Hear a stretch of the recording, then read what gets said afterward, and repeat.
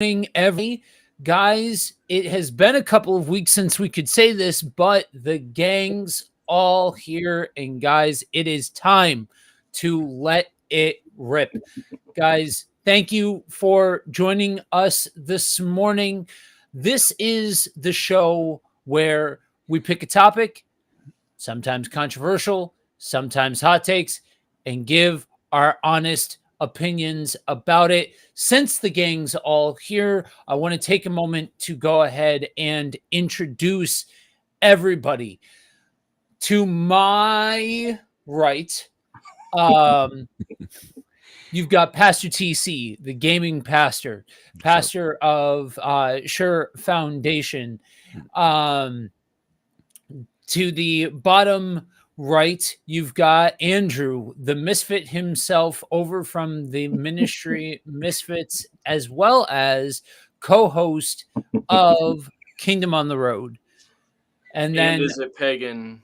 and all is it sorts of pagan? other And things that we keep finding to do together. all of the other network shows. Absolutely. And then down here is Ant, Apostle Ant, Pastor Ant, pastor of Sure Foundation and host of the Love Thy Neighbor podcast.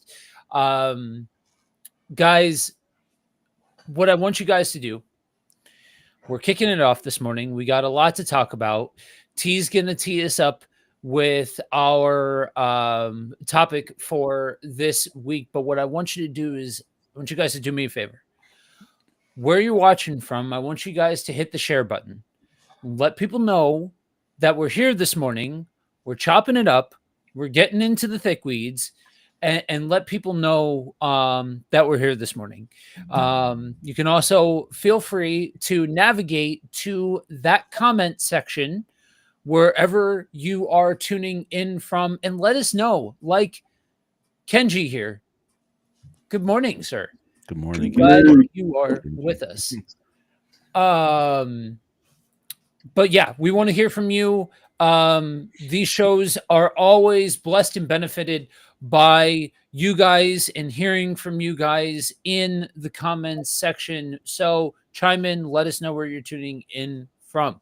So T, a couple of weeks ago, you had an idea for an episode. So go ahead and tee us up, so to speak. No pun intended. Yeah, coming from that thought, me and Joe were talking, and I've been pastoring now for a total of 3 years, but I've been an elder in my church probably about 6 to 7, I want to say, around there. Because all that encompassed me being a pastor. 'Cause I'm still an elder to this day at my church, but I'm also a pastor. So put all this experience together, we'll say go ahead around up to 7 years. But I'm definitely the youngest pastor in my church right now. I have two powerful gentlemen. One is here on stream, who is a senior pastor, and I have another friend of mine that serves a lot in our community, in our church, Pastor Joseph Hill. But out of the two, I'm the youngest pastor. So a lot of times I am still, for lack of better words, fumbling my way to figure out this thing called pastoring, if I would. But some of things I've been told growing up and even seen by older pastors outside my church is that there's this kind of weird, I call it weird because possibly I just don't understand it. And that's the hopes of this stream today, is for us to come together and say, okay, yeah, we agree with that, or no, we don't agree with that. But there's been this common trend of this word common that I keep hearing, that pastors must be set apart. Now, as a people of God, of course, we know we are to be set apart. But as a leader or a pastor or whatever we say fivefold ministry or whatever it is you are, there's supposed to be a sense of like real nuance that you're different from everyone else, which could leave you creating barriers, it seems like, from people to approach you. And to me, it seems like it could limit a lot of friendships. So even to the conduct of how you interact with people, it's always like you're on your P's and Q's. And it seems like any form of too much transparency can be very dangerous for you. or common for you. Can be in certain circles joking or having a good time. Otherwise, you're too common. There's a certain bar. That's the way I've heard it over the years. Now, on the personal take, I'm a very transparent person myself. Don't let my sleepiness this morning fool you by any ways. I like to joke. I like to clown. All that and above. I have a little god brother here. Awesome young man of God, but me and him are full of shenanigans. And so it's been brought to me a lot that sometimes my shenanigans looks like not befitting of a pastor. As a matter of fact, this week, I had critique, very, I would say sharp, wasn't even a rebuke. It was just someone just attacking me about things concerning my age. I can go on about this, but the last one I'm pointing out, even me being a gaming pastor on my YouTube channel, some have found issue with that. That's too common. Pastors should be gaming and doing this. I mean, I've heard it all. Whatever you want to say, that comes with the title pastor, which I do not reject, but I also love because God called me it. So I want to get into semantics about titles because, we'll be here on another stream for that. But I will say it's something I'm embraced because the Bible declares that God gave some to be. And so if God gave me to be, I'm going to embrace what God gave me to be because it's who I am. And so I've had all. So I want to pick the audience's mind. We got credible leadership here on the screen right now. Pastors in their own right. Joe, Apostle Anthony, I call him Apostle. I a lot of times refer him for me personally as pastor. And Andrew, I know I'm pretty sure you got a lot to say. So I'm gonna go ahead and open up the table being set. Hopefully that was pretty clear. Let's go ahead and get this thing started. Yeah, well said. Well, who's going to start it off? All right, Andrew, this is your first time on this particular show. And I know that you have a interesting, dare I say, complicated history with the pulpit and with the role and all of those kinds of things. And the second that this came across the wire that this was going to be a topic of conversation, you're like, absolutely.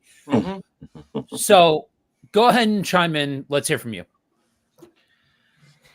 Yeah, so the complicated side of it is that like you were talking about, the role, the idea of what actually the role of a pastor is within the context that I'm coming out of within white evangelicalism is so stripped of any biblical relevancy of what actually it means to be given the role of pastor, or especially on the East Coast. Yeah.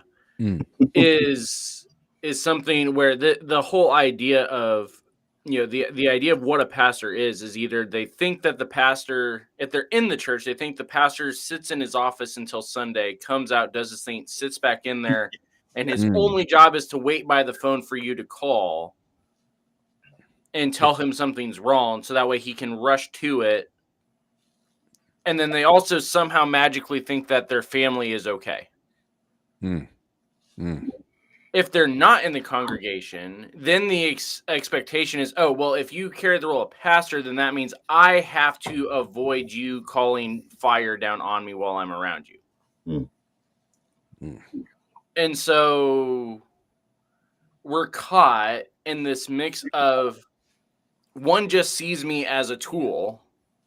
The other one sees me as an agent of God's wrath. And I'm here saying, like, I'm neither of those things. That's good, man. You're already cooking. So, I mean, that's why it's become complicated, is because like you already know, I don't sit around letting people think that I tell them why they're wrong. Right. For real. Yeah. And what do you got? Yeah, I think the wording, I'm a big person that focuses on what do we mean? What are we saying? And so when we say, should pastors be common or holy, set apart, that type of deal, it it trips me up a little bit because, you know, there's a difference between being close and being common. Very good. You know, I think when we're talking about common, it's like, what do we really mean when we say common? You know, because I think about Jesus, right, and his disciples. Jesus was close to his disciples, but I don't think you would call him common. Mm. Mm. But he was close with them. He ate with them. They basically lived together, right?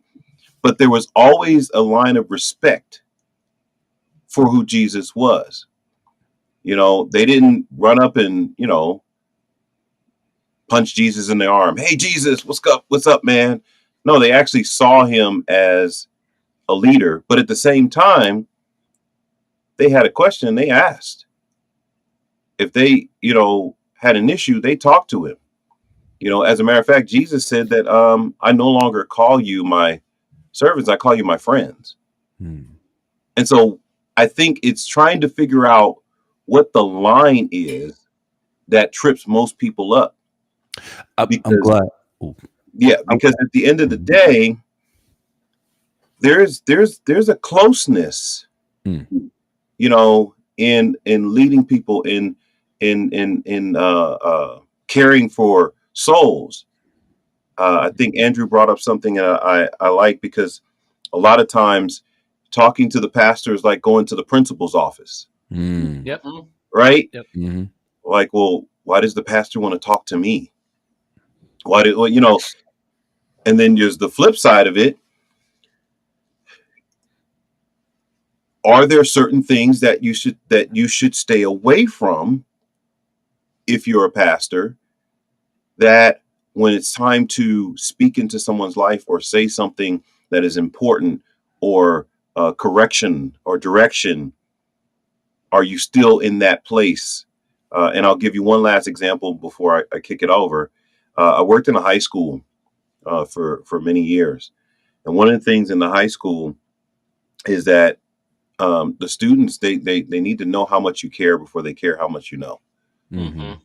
Right? They want to know that you actually care about them. You're not just another adult, right? You know, because it's adults versus the the kids, right? Mm-hmm. I remember being able to walk that line, whereas I could be close to them, I could talk with them, I could be, you know, I could have a joke here or there with them, but they remembered who I was and what my position was in their life. And so there was always an area of respect that wasn't crossed. And if it was, something was said and things were put back in order, and like, oh yeah, I went too far. And I feel like with pastors, as Andrew said, and I agree wholeheartedly, they're either put over in this corner of untouchable, right? You know, only time you see them is when they grace us with their presence on Sunday or Tuesday, you know, or when something is going wrong in my family, you have to get up and come see about it. Otherwise, stay away from me, stay out of my business, don't be around me, you know, kind of deal. And it becomes really difficult to understand where that line is. So that's where I'll leave it there. Yeah. So I want to catch up on the comments because it's already going before I throw my 2 cents in. So we've got Brenda K. Good morning. Good morning. Glad you are with us. Kenji says he's tuning in from Orlando. What's the weather report? Brenda- What's the weather? Right. What are we looking like? Better, I don't want better to than know. I don't want to know. You do. Yeah. You do. No, I do It's been not. cold lately. I had the heater on for about an hour before I got in here, and it's already worn off. So This is Colorado. You Oh, start off with 30 degrees in the morning, 70 degrees by 4 o'clock in the afternoon out there. It says 22 and sunny. How is it? How can you be 22 and 22 and Colorado, man. That's Celsius, right? It says, Right. we got JB commenting, good morning, sir. Says spot on, says so true. And then Brenda chimes in, I will have to, take this down to be able to read it. And somebody actually asked me about that. The only reason why I have to do that with some of the comments is Restream, if it's past a certain length, cuts it off. So I need to be able to take it down to be able to read it. Definitely depends on each individual. Grew up in a very strict holiness church of God where fire and hell was preached, and yet the pastor was kind as a child. I felt comfortable approaching him. Then been in churches where the pastor appears to care, but is more into his own appearance than the actual needs of the congregation. Oof. Then Kenji writes, they need to know how much you care before they care how much you know. That is good. Yeah. And then the weather report, rainy and high of 75. Look at that good weather. And Kenji just lost his ability to comment on the stream. Awesome. No, I'm playing. I'm joking. All right. So thank you all for commenting. Seriously, keep them rolling. So, all right. I come into this from a different trajectory and perspective than a lot of you guys. I'm definitely closer to the timetable of tea than the rest of you guys, but I came in by way of I came into the role and then got ordained. And so doing this in the house church setting lent towards more intimacy in relationship, just naturally speaking. But there were still people who would come through the door and felt compelled to call me pastor. Mm. And like that was it.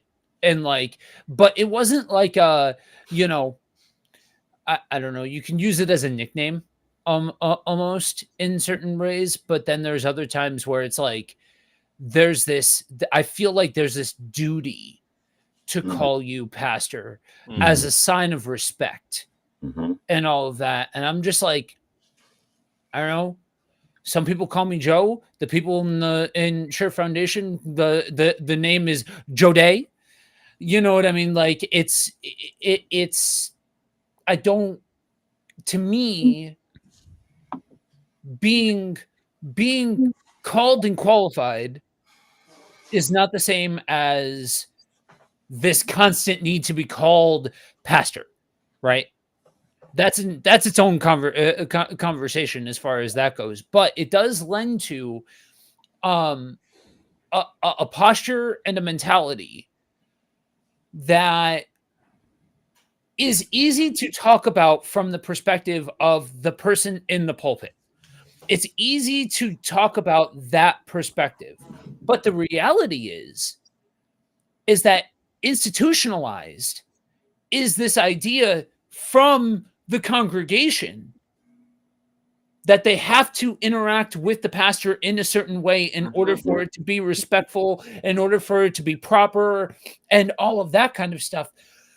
So outside of how do we as colleagues address each other, it's also this idea of how do people, if you're clowning with somebody, if it's all jocularity, how does somebody from the outside conceive of that? And I'm going to draw an example here from my time in Colorado where I could see different versions of this when the guard was down, when the lights weren't on, when it was easier to do this sort of thing. T, you're you when we were at the celebration dinner and all that kind of stuff, that whole table had me laughing the entire time. That was a riot, sitting and hanging out with you guys and all of that. Next day, Ant, you're outside with the guys cutting it up about football and all that kind of stuff. So I say, and I juxtapose those things because we've talked about this before. Everybody who knows, and I can bust Ant's chops about this because I'm from there too. Something's broken in the brain of anybody who's born in Philly. There's just something inherently broken, and so there's this stoicism that's naturally instilled and all of that. And so I really do think in some ways you guys getting rowdy about football and all of that is your version of T clowning and all that kind of stuff. And I juxtapose those to raise, let me push in a little bit on what you said about comparing those things to how Jesus operated with his disciples and with the people that he walked with. Because my sniff test, my radar is, that smells like that's going to end up being a generational difference between the way that we conceive of those things. Not anything. It doesn't, just because, and if every episode is somebody's first episode, all of those kinds of things. So I haven't said it yet this time, but the thesis statement of this show is that we are not going to agree on every single thing, and it's all cool in the gang. It's all good. We don't need to agree on it on every single thing. Just because we disagree doesn't make it heresy. It's all good. So unpack what you're looking at when you say, like, there's this line and that, like, there's an extent to that aspect of the relationship. For me, when I say that, there's a point where if people don't see the position or the spiritual position that you have in their life, then when you do have to maybe say something difficult, it's harder to receive it from somebody who you say, well, that's just Ant. He can't tell me nothing. He doesn't have the right to say that to me. Well, then why would God, call me to this position in your life if I don't have, if I'm not supposed to be able to correct or direct, to say, hey, that's not the right way to approach that. Or, hey, that's a bit too much. And let's look at scripture. Let's talk through that. Let's see what that looks like. And that's why I say there's such a fine line that we walk, that can I joke? Can I have a conversation? Me and Kenji, when I was out in Florida, we went and had breakfast together. We had breakfast together. We talked, we hung out, we laughed. We even went back to the Airbnb and played board games. Right? It's like, but not once was there, like, I don't know, any form of me disrespecting him or him disrespecting me or us crossing a line. And I think the line is a feel thing, right? It's not like there's like this line, like, here's the line. If I was to say that, I feel like that line is different for different people, because there's a feel thing, like, where where should I halt this so that it doesn't take away from what this person is supposed to be in my life, you know? And some people, that line is, they don't know what to do with that line. So they run the opposite direction. As Andrew said, you're hellfire. You're the, what's the one that I saw a video this week? Touch not my anointed. Mm-hmm. Right. And so that verse is kind of where we're struggling with this line.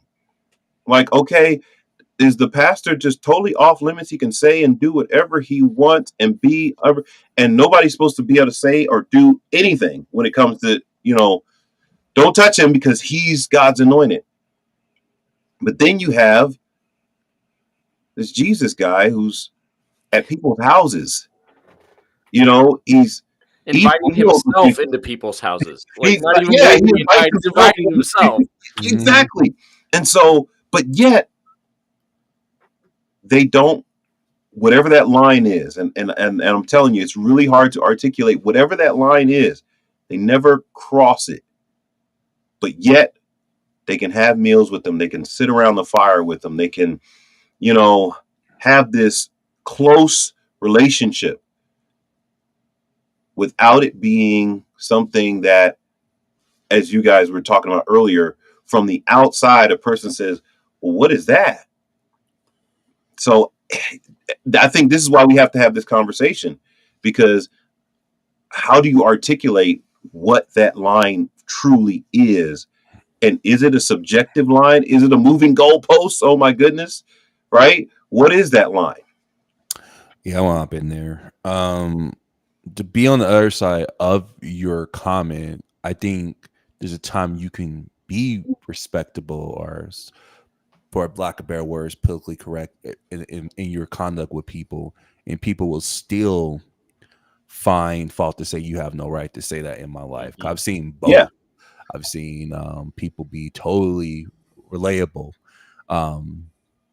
and able to approach, and people walk out with that. And I've seen people closed off, and people still walk off with, like, if you say something to me, you have no right to say it to me. I think I'm for just to kind of find my line, because this is actually right up my alley, and it's really in some ways uncomfortable to talk about, but in some ways, like, I'm ready to talk about this because it's who I am. Yeah, I think there's a lot of times where people around me feel a sense of connection, a friend. They feel they can joke and let their guard down. And that's a powerful thing. But I think with that comes the lack of respect sometimes. And for years, I'm like, I'm trying to figure that out, right? I'm trying to figure out if that's because sometimes it's me and maybe I'm just too open and people just feel like they could just say whatever they want to say when they're upset, frustrated, right? Because people will get mad. They will get mad when it comes down to you having to correct them, having to actually, quote unquote, pastor them. They're going to get pissed off, right? You can play games with them all week. For me, video games, you could joke around and watch satires and comedy and actually have some clean conduct while cussing, going crazy, but just having a good time. And when a person is challenged with something, I've determined that that's where respect is going to be determined. And I think that is very could be very subjective and perspective driven at times for me, because sometimes people are just pissed and it has nothing to do with me, but it's coming at me. Does that make sense?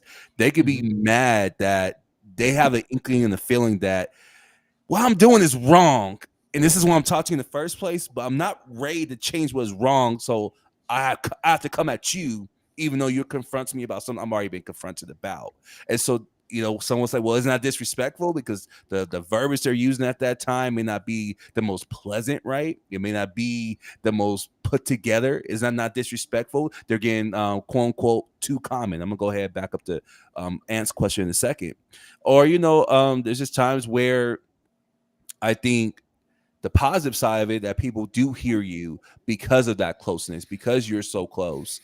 They're able to receive and down things more better because they have spent time with you. I've seen both. I feel like right now, my current state, there's a little bit of, if I had to give one more aside, I feel like, yeah, it doesn't matter what you do, you have no right to say it to me because I just feel like you're younger. I feel like for me, I'm in this age thing. It's really weird because I'm not a complete younger man, but I'm not an older man either. I'm right in the middle age, right? And so I feel like that's where I'm at. People like, well, first off, you're not this guy's age. So what you say just might lose value just because of your age. And there's people who are younger. They're like, well, everything he says is incredible because he gets me because he's right at that age. So he understands what I'm going through. And then you got your outside perspective, people watching your interactions, and they're like, that's just wrong, period. You know, they should be hanging out with him like that, right? They shouldn't be around him having those conversations and joking around like that. You know, we're just at this potluck at our church, and we were clowning about chicken and how different forms of chicken have different meanings. And you can tell there's a sense of people looking at this like, why are you even talking about that? And there's some people that are like, that's cool that they're talking about that. So you got like a variety of different things going on. But just to back up, I know I feel this thing about to take off. But this is what I mean by common. Okay, so I believe I'm coming out the word common. I am thinking of team biblically. Just a team biblically, okay? And I know some Bible scholars on here, so you go ahead, correct me. All right. So what? So I'm thinking about in the sense of trashy. Okay, I'm thinking about in a sense where value is diminished. Okay, like it's cheap. Okay, that's what I mean by common. Personally, I use this word because I hear it a lot. That's why I said to this way to Joe. But if I had to, no, I'm just gonna leave it the way it is. I ain't gonna rephrase it. We're just gonna run with this thing. So that's what I mean by common. Okay, trashy. So and then I like what Ant interject with this statement is close. People actually getting close because to me they're both relevant. Where I like it or not, they both are relevant. People getting too close to pastors. I have heard people say pastors shouldn't have friends in the congregation. Their relationships should be outside the church. Matter of fact, they should even have that. Really, their family is just enough. You know, and you better watch out with that one because what they do with their family might be too much too. So that's why I have breathed and experienced with my life of living. Sorry to rant so long, but I will jump in there. But I'm gonna pin that friends, and we're gonna come back and we're gonna talk about that. Go ahead, Joe. Yeah. Well, no, Andrew, I can see you wanting to chop it. I was gonna say, everybody has said something without saying it so far. And that's I'm gonna just ask the question real quick before you continue. Have you found that more people are willing to respect the idea of you as pastor inside the walls of the church or outside of it? Well, I guess I'm gonna start off. I think I'm gonna be considered the unicorn because both inside and outside, I have garnered somehow respect.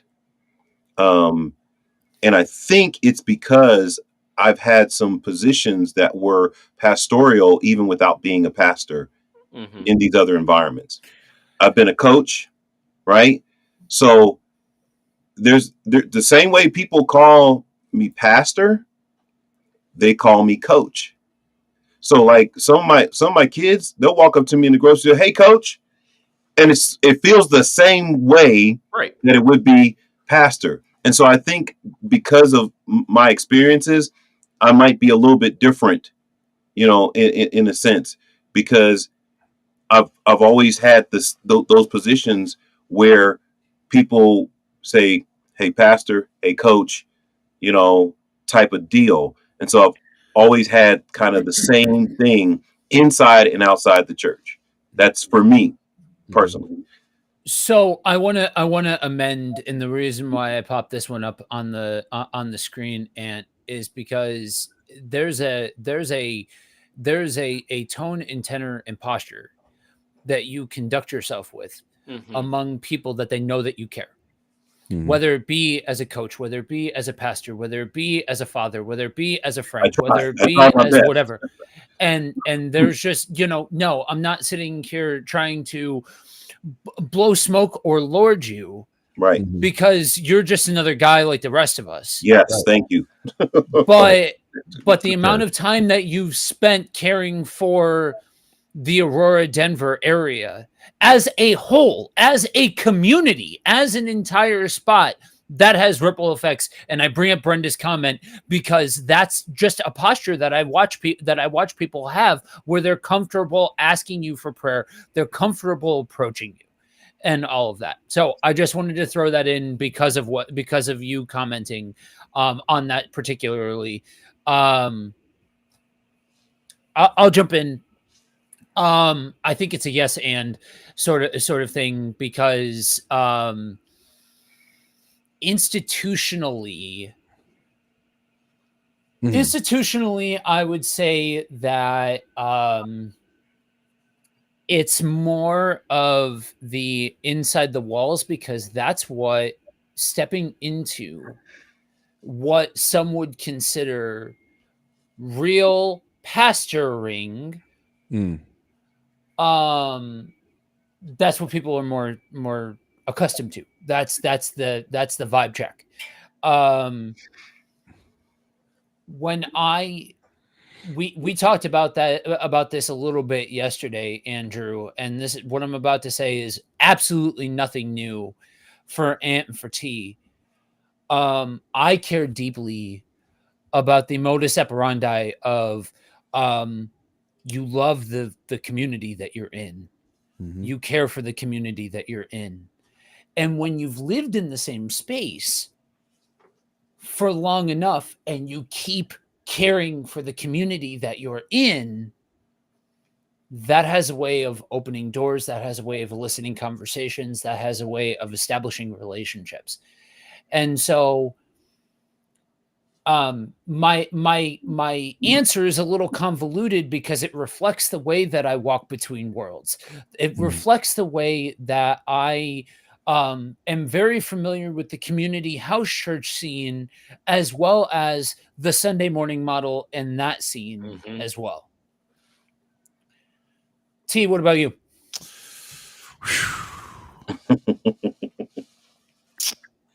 Yeah, I think there's no way I can not have this conversation about while having my experience in it. Just to be honest with you, I think that's what we're aiming for anyway. Mhm. So first off, before I was a pastor, I would say to Andrew's question, it seemed like inside the church, pastor was pastor.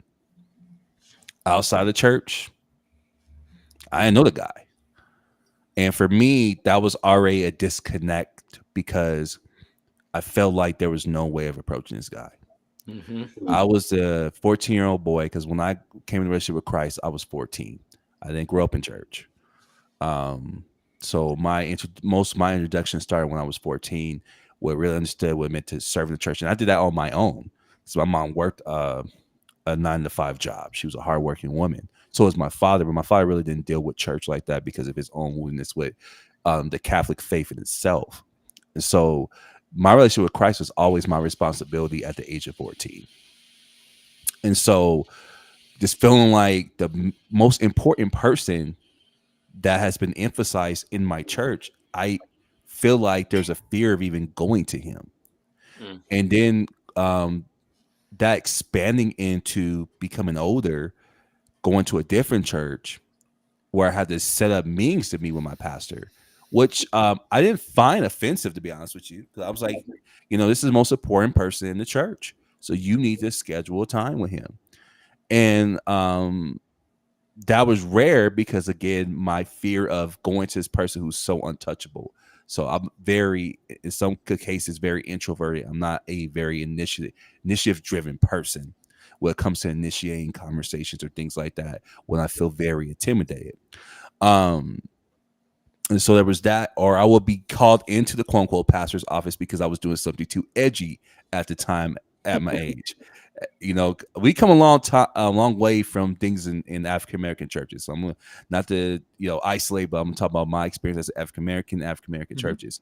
There were certain things like pop locking and dancing. You didn't do that back in the day. That was heresy. That was frowned upon. So when I'm introduced these concepts in a praise group that we have at the church, because a young lady brings me in who was a minister at the time, she's like, I always see you pop locking. I want to incorporate this into the praise and worship movement at our church.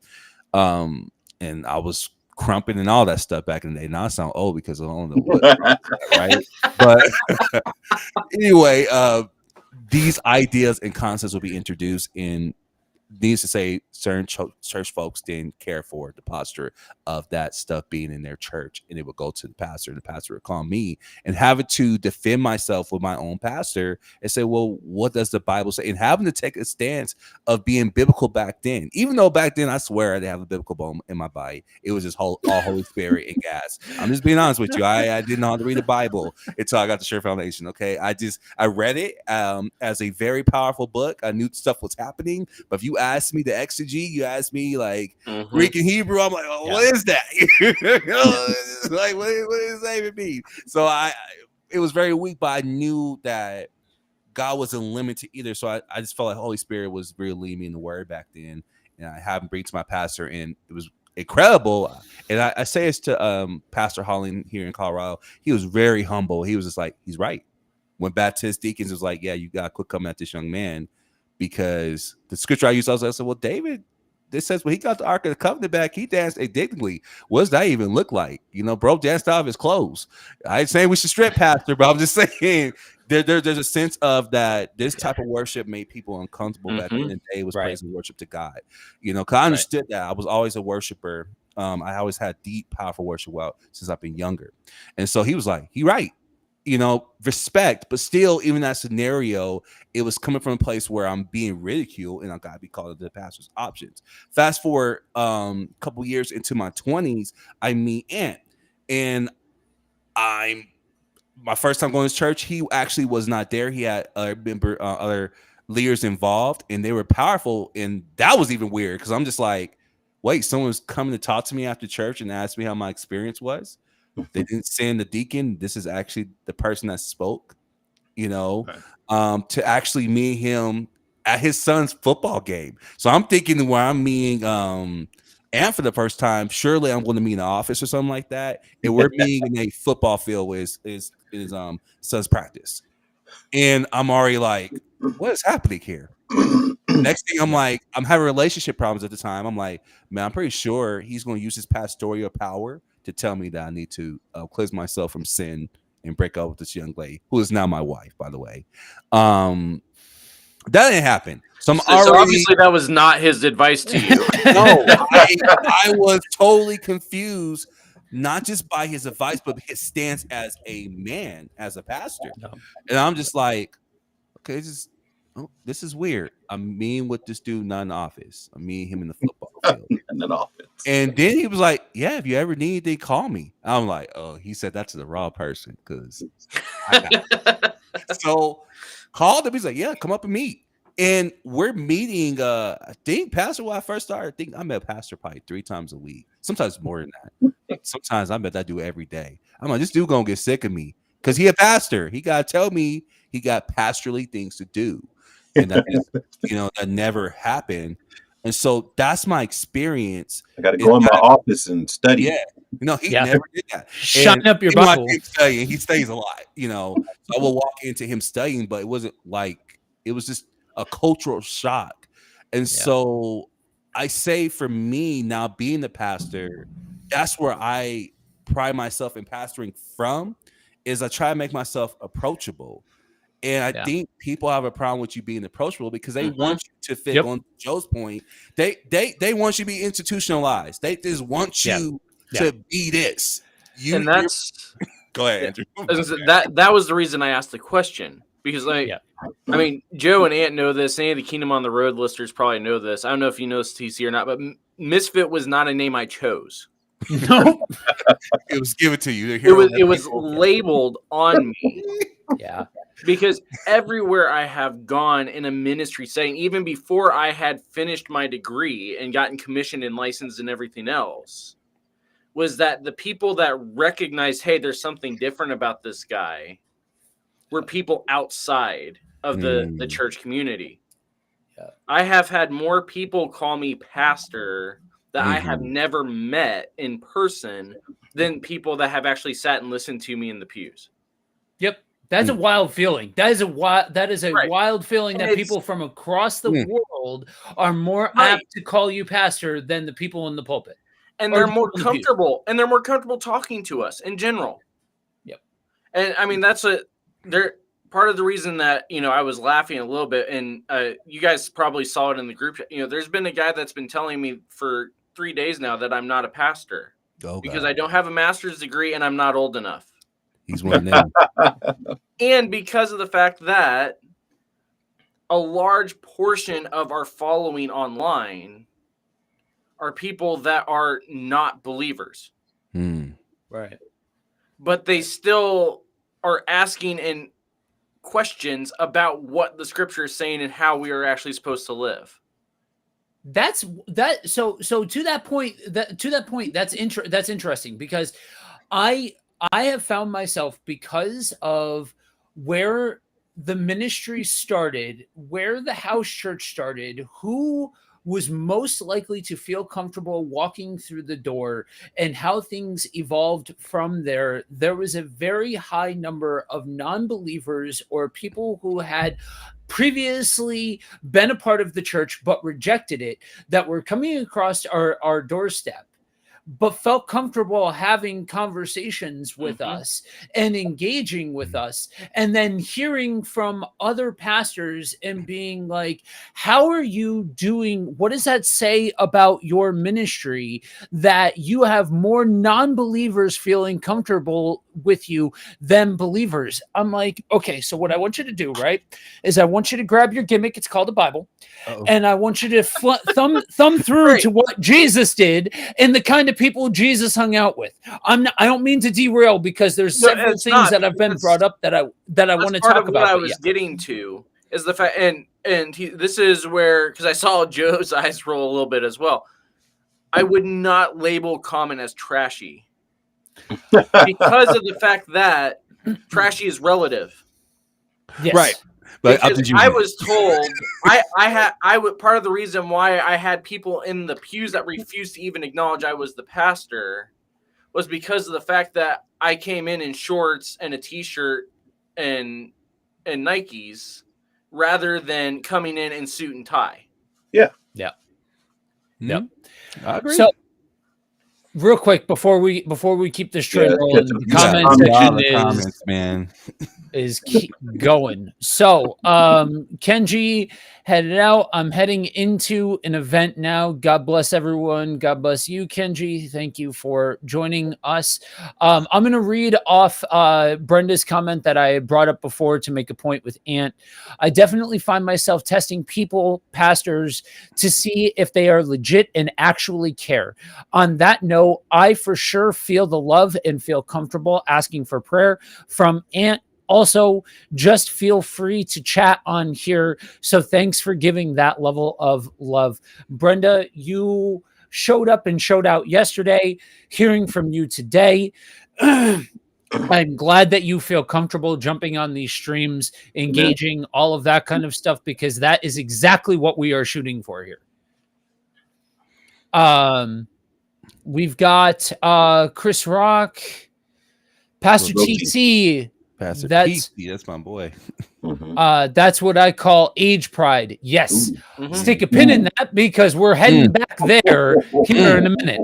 Please.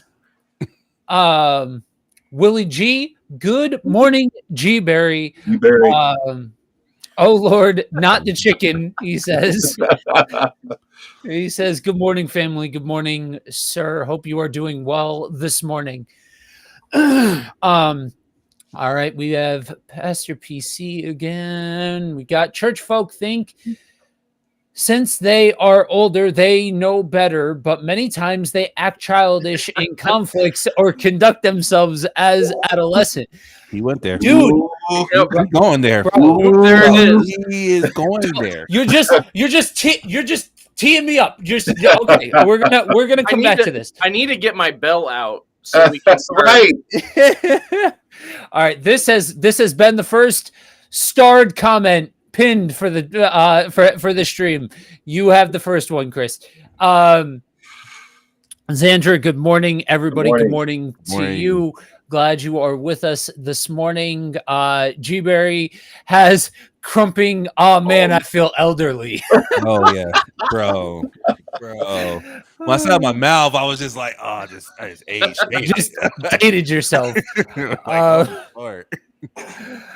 Xandra, since when do you need a master's degree to be a pastor? Since you are trying that comes with the necessity of adding your own parameters for your opinion to matter at the table. Mhm. And then lastly, G Berry, I'm so glad you said that, acknowledging Common as messy 100%. Okay. So, let's circle back here. I've got a couple of things that I want to talk about. You said Common, you defined Common. I'm glad that you defined Common from where you're coming from and all of that kind of Right. stuff. However, Right. like Andrew, I gotta voice a different version of Common, Absolutely. because there's nuance to all of this conversation, Mhm. right? Mhm. There is something to having this level of respectability that you can go to this person. You know they're wise, you know they're sage, you know they're seasoned. Okay, cool. But at the same token, all of those same things, all of those same ideologies that lead to to sage and seasoned and wise and all of those kinds of things are some of the exact same ideas that lead to rock star pastors. The Mhm. people who come out onto the stage and you are not going to engage with them outside of the time that they spend giving their TED talk on the stage, and you have to go through their secretary to maybe get an appointment 3 months from now.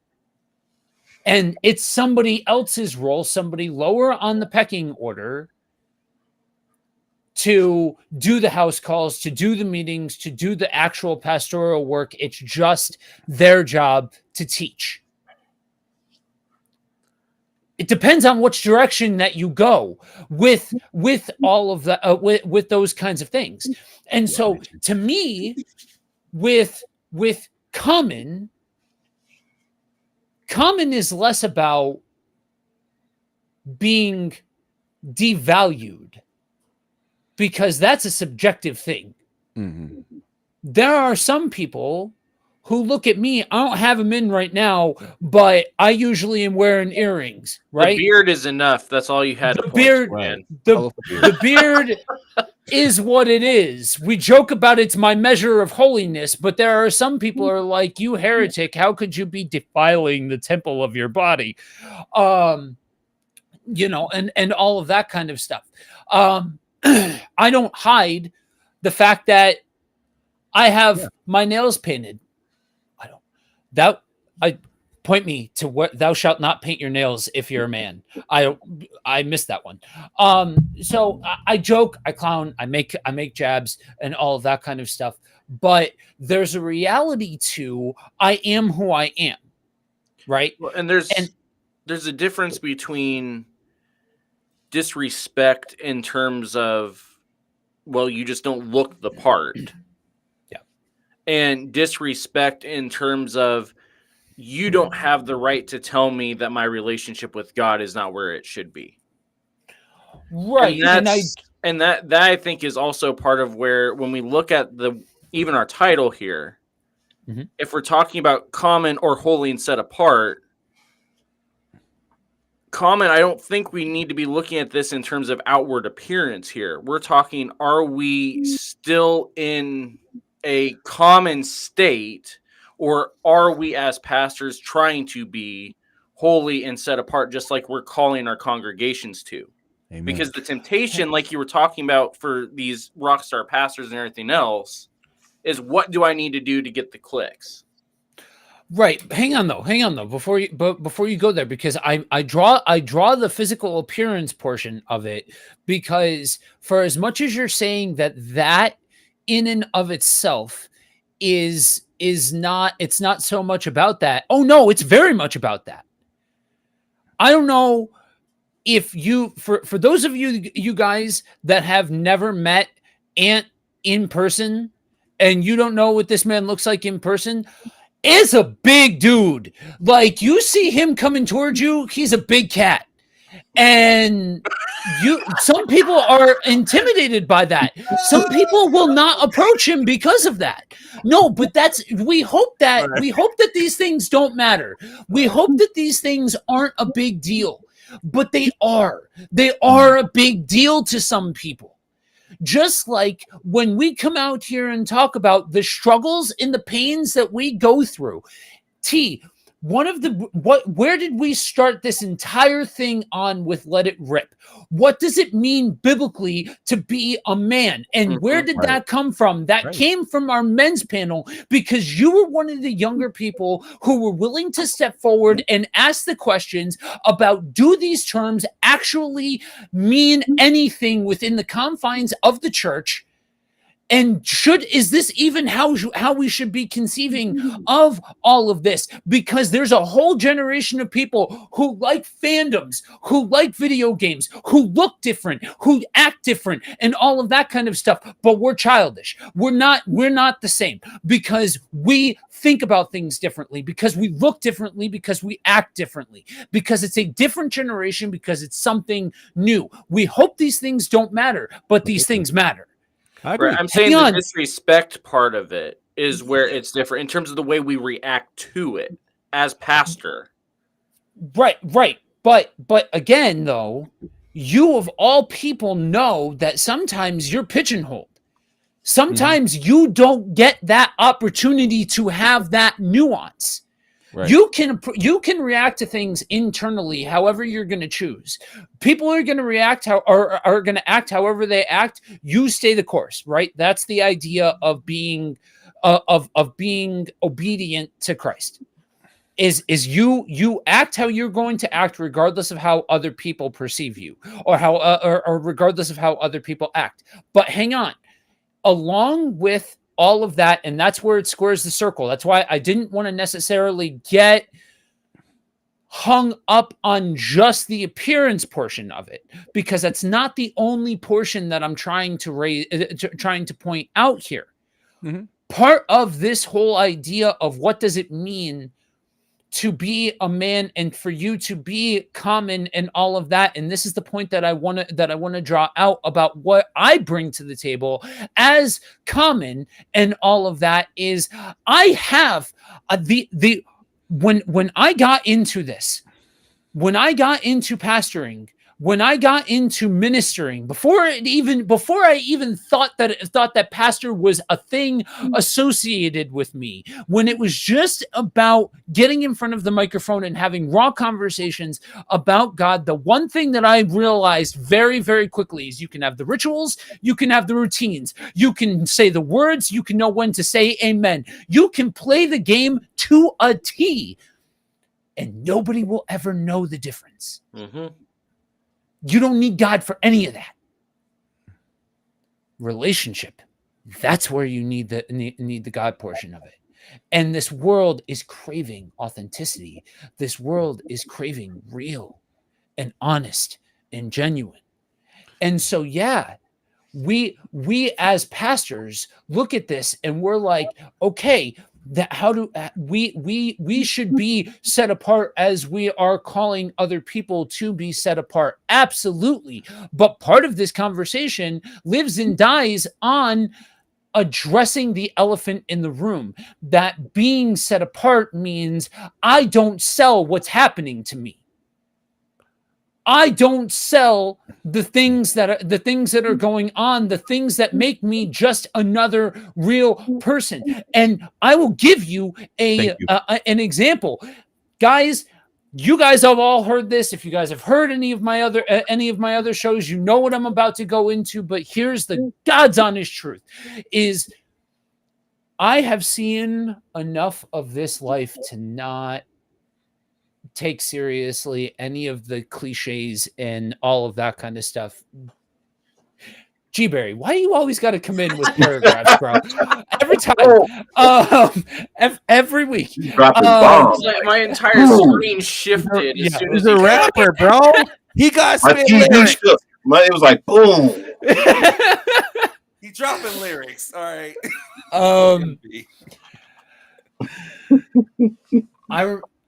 I remember the first time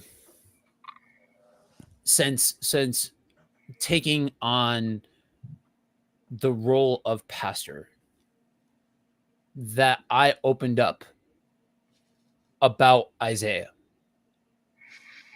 Oh, you don't talk about that. You don't. That's not for you to talk. You don't know. And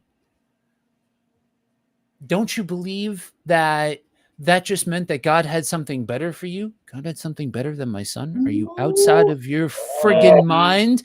Anyway, that. And if you want a picture of it, when I said that to a room full of ministry professionals and pastors in Colorado, that the reaction says enough about how people within the position conceive of nonsense like that. But I digress. Anyway, so all of that, the appearance, what we're willing to talk about, how we're willing to be open, all of those kinds of things, showing the fact that you are a real person, that's common.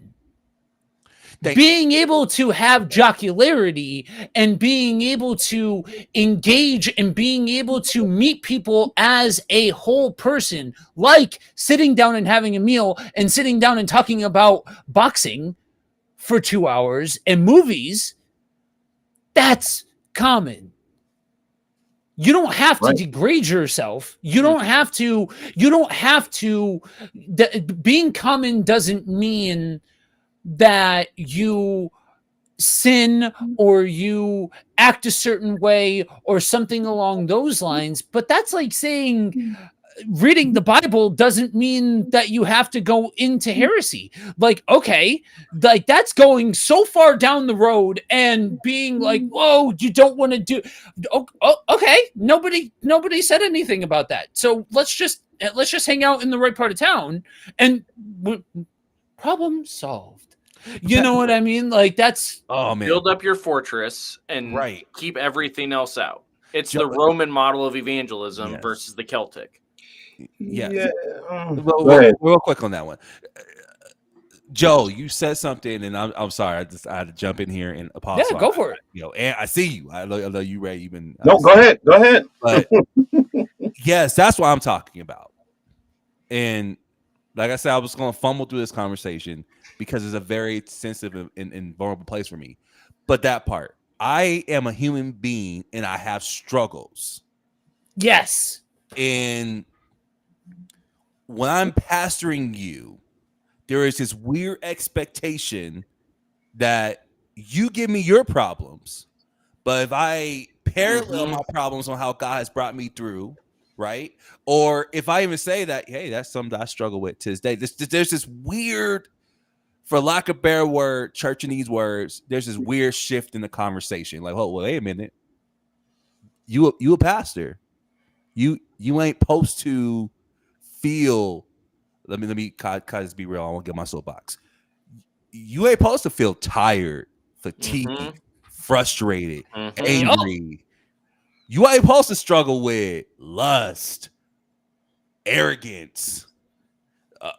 Let me throw one that's really in there. You're not supposed to feel like quitting.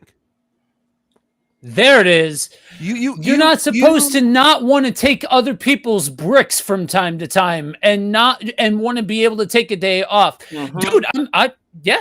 You can't tell me that you get sick of people. Yep. Because I'm the people. Right. Because I'm the people, yeah. Because that can I be real with you, gentlemen, and online, and I don't know, man. I feel like Please God's been do. doing this to me lately. I've been struggling with people lately. I've been for a year now. I hate to even count. Although the Bible says don't hold on to records of wrong, but being human, I've been wounded emotionally. People have hurt me, overlooked me. You name it, for a year. Mm-hmm. It feels like it's just been back to back to losing jobs, even in that capacity, in a Christian faith-based job. Yeah. And feeling wounds of rejection and so forth on. And I'm like, God, I want to deal with people. I want to trust people. I want to withdraw in my own little corner, which is me and my wife, and I'm just okay with that. Yeah. But God, I realized as a pastor, you called me to serve people because that's how I serve you. So my service is unto you. But the very thing you're calling me to do is the very thing that's hurting me, which is people. Yeah. You can't say out loud. Don't tell them about that. They mess around, leave a church. Or if they don't leave a church, watch this now and hear me. They going to fix it.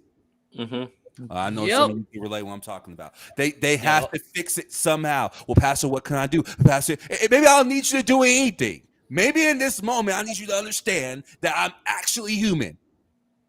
And I'm going through a rough time.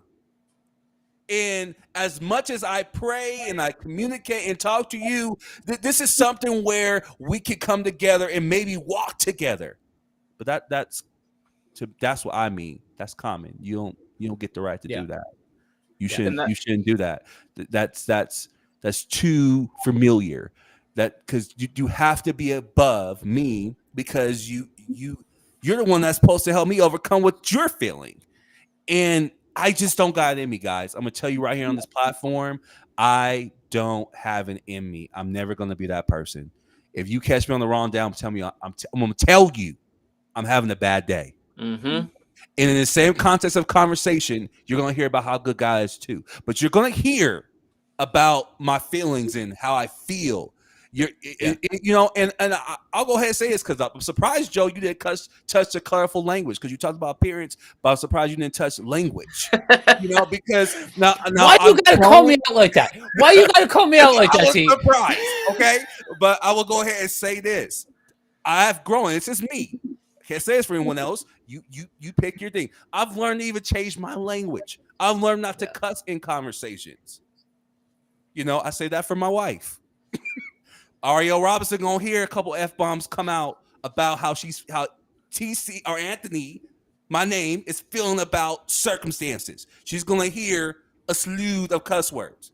And and then we're going to pray. She's gonna pray for her husband. But with my friends, I've learned to pull back my language, but they do feel the intensity of the anguish and pain.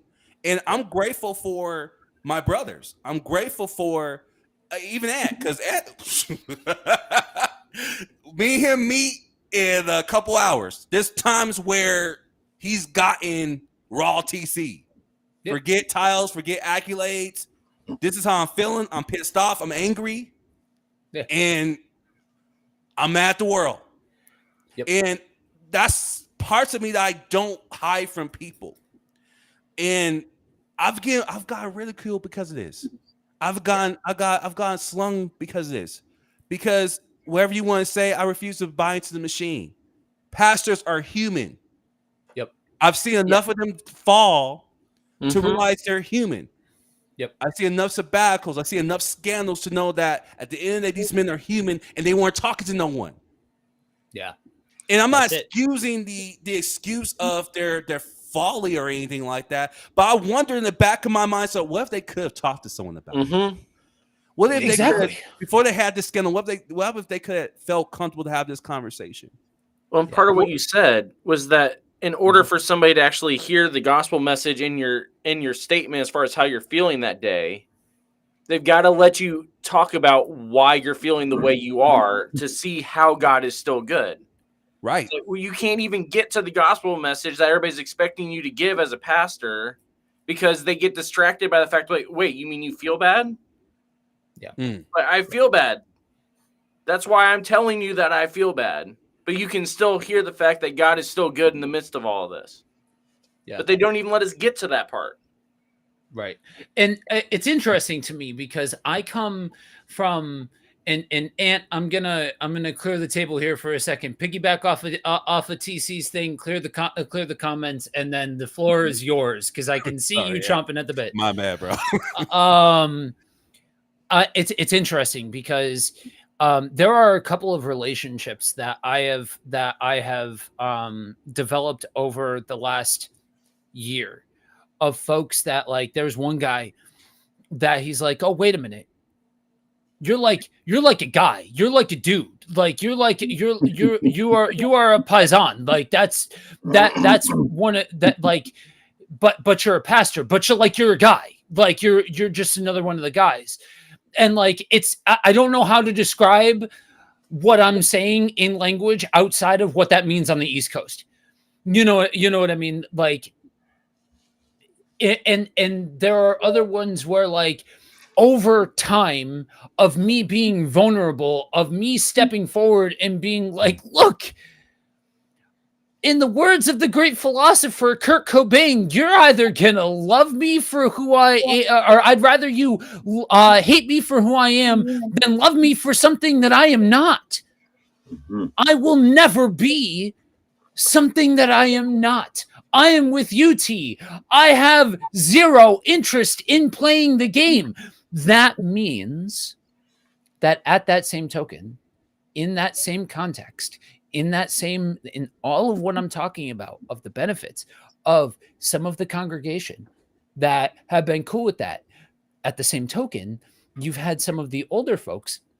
And this is something that I have not forgotten. There is a pinned comment talking about the whole age pride thing. We got to go back there, but there are some older folks that absolutely reject somebody like me. And because I'm unwilling to play the game, because I'm unwilling to do this certain level of appearance and all of that kind of stuff. Oh, I know that it has made my contemporaries very uncomfortable because I refuse to allow for room of being anything other than that. Because here, catch this. For all of you guys watching, catch this. Yes, we bleed. Yes, we struggle. Yes, we are human. Yes, we are tempted. But you notice how each one of us here still claims the name of pastor, right? Claim like we are I will speak for every single person on this stream and say that these three other men that I am looking at are all called and qualified. Now, that being said, the beautiful part is that, like Andrew said, there is a beauty in that same person who struggles, who is open, who can be all of those things, still turning around and giving that gospel message and saying, at the end of the day, God is good. So we've got a boatload of comments here. Two novels, guys, Barry. you guys are doing awesome. Keep it coming. I know I keep joking about the amount of comments, but seriously, keep them coming. All right. G Barry trying to play as Tolstoy over here. Let me go ahead and pull up. In some of the experiences I've had in negative circumstances, of course, there seems to be a hierarchy. I'm from NorCal. Guys, I know gangs when I see them. These ministers aren't servants. Wow, coming in with the stiff shots. Okay. they're superstars, and anyone who doesn't meet their criteria were viewed as crippled customers, and they capitalized off of the customers because they're the hustlers. This idea of don't get too common with them was a negative connotation Mhm. that caused an unnecessary separation due to a distorted, self-righteous point of view. Just my thoughts. Hmm. Damn. And he says, I got songs, man. Let it be. Brenda replying to G-Berry, lived in NorCal too. I almost stayed in NorCal. I was in NorCal for a while. I would have gotten lost. I was 18. It was a whole thing. We'll have that conversation one day. Then part 2 of his novella. In positive aspects, I've seen the pastors, leaders, ministers, and family alike are leading by example. They're welcoming, friendly, and reminds me of family. There's disagreements, sometimes loud, sometimes laughter, sometimes crying. There are times we get corrected, redirected, and I just may feel disrespected. But through it all, they stick together through thick and thin. This is what I've observed and what I'm grateful for experiencing within the biblical context and relationships. Then we have Brenda. When a pastor can be real talk about the struggles, for me personally, it's easier to connect and let my own guard down. Yeah, and this is right, wrong, or indifferent. I know that there are people in all 3 of those camps, right, wrong, and indifferent, when it comes to how to operate as a pastor. This is it. You know what I mean? This is what I would look towards. But I get it. Pastors can be put on a pedestal and held to a higher standard. Absolutely.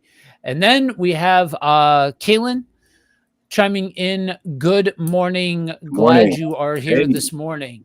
Again, like I said, like we've been saying this entire time, if you have opinions, conjecture, if you have questions, any of the sort, feel free to chime in below.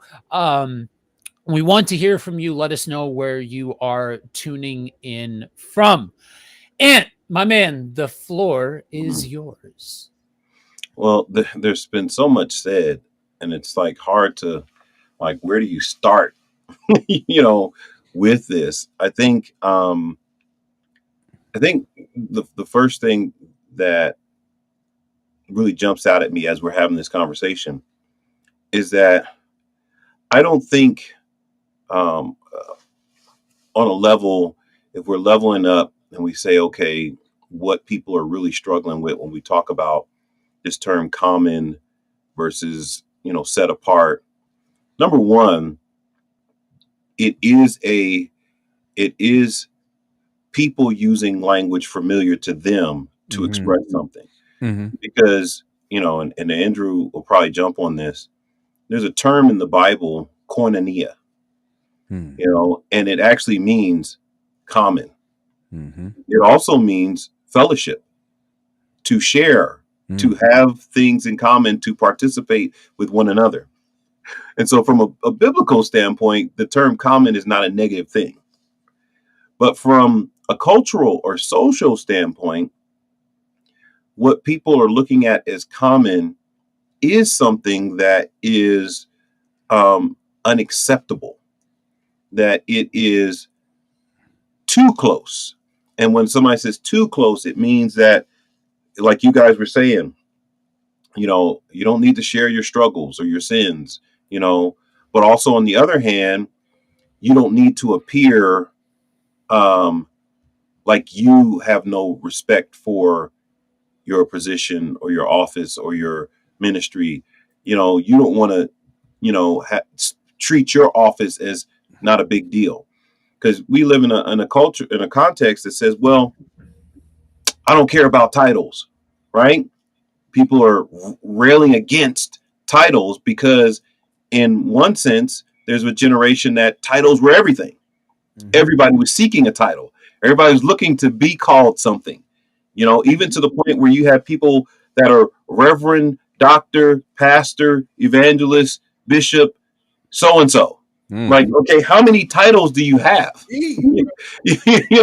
What is going on here? Why do we need all of these titles? And then you come to a generation that says, I don't care about titles. Just call me Aunt. Right? And then you open up your Bible and you say, well, wait a minute. Mm. This title actually is designating your function and what you're supposed to be doing, not giving you respect because you have it. It's telling people what you're supposed to do. Right. It's not there to give you extra kudos. Right? That's why I don't care if people address me in whatever way they address me. Sometimes I introduce myself as Anthony and they're like, well, wait a minute, I thought you were a pastor. Oh, yeah, but we're at a restaurant. My mom didn't know that when she named me. Let's have a meal. Let's have a sandwich. We don't need, do we need that? And so there's this idea that when we talk about common, we're talking about, in a person's opinion, what is acceptable and unacceptable, what is right and what is not right.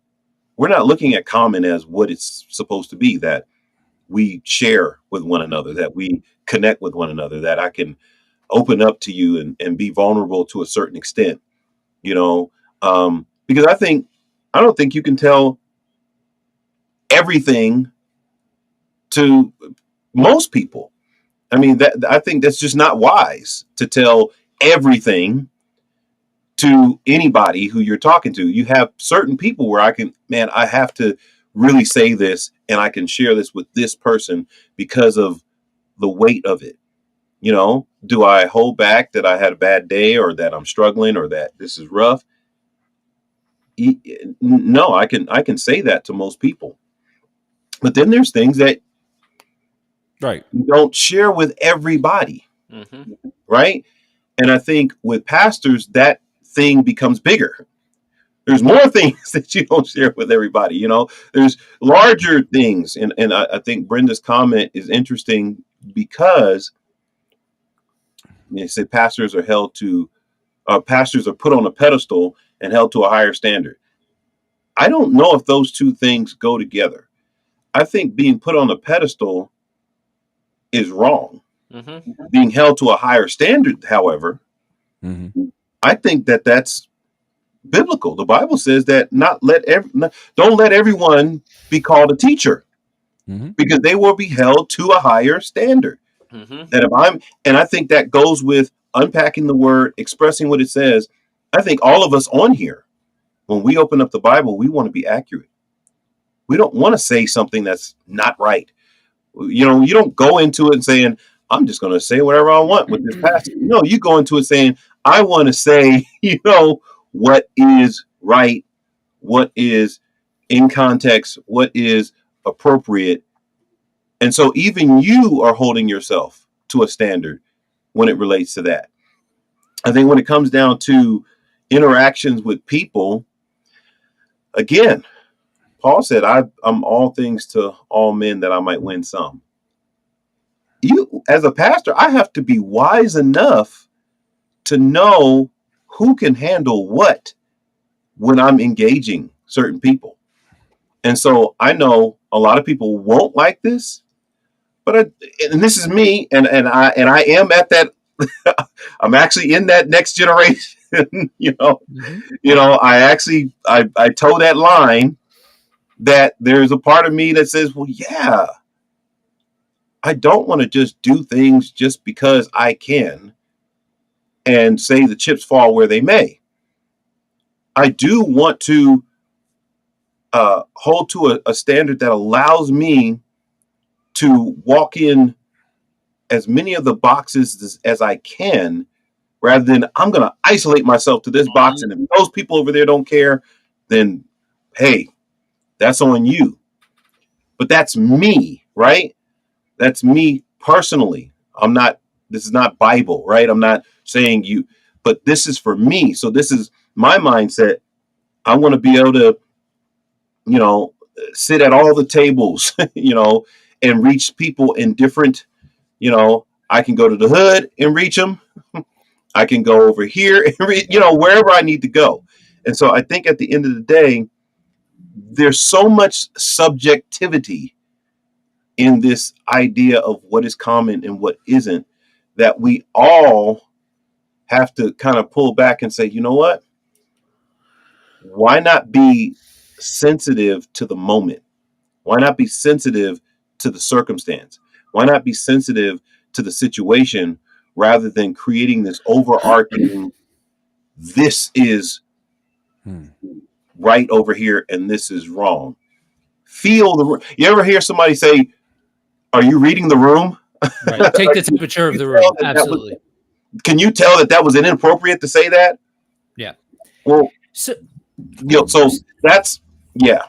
So I think the one thing I will say, Ant, is I think there's a fundamental language difference between what you're saying and what Brenda is saying. And Brenda, feel free to chime in the comments if I'm misunderstanding or misrepresenting what you're saying. When she says put on a pedestal and held to a higher standard, I read that as not from a biblical standpoint held to a higher standard, but held to an unrealistic standard to be something other than human.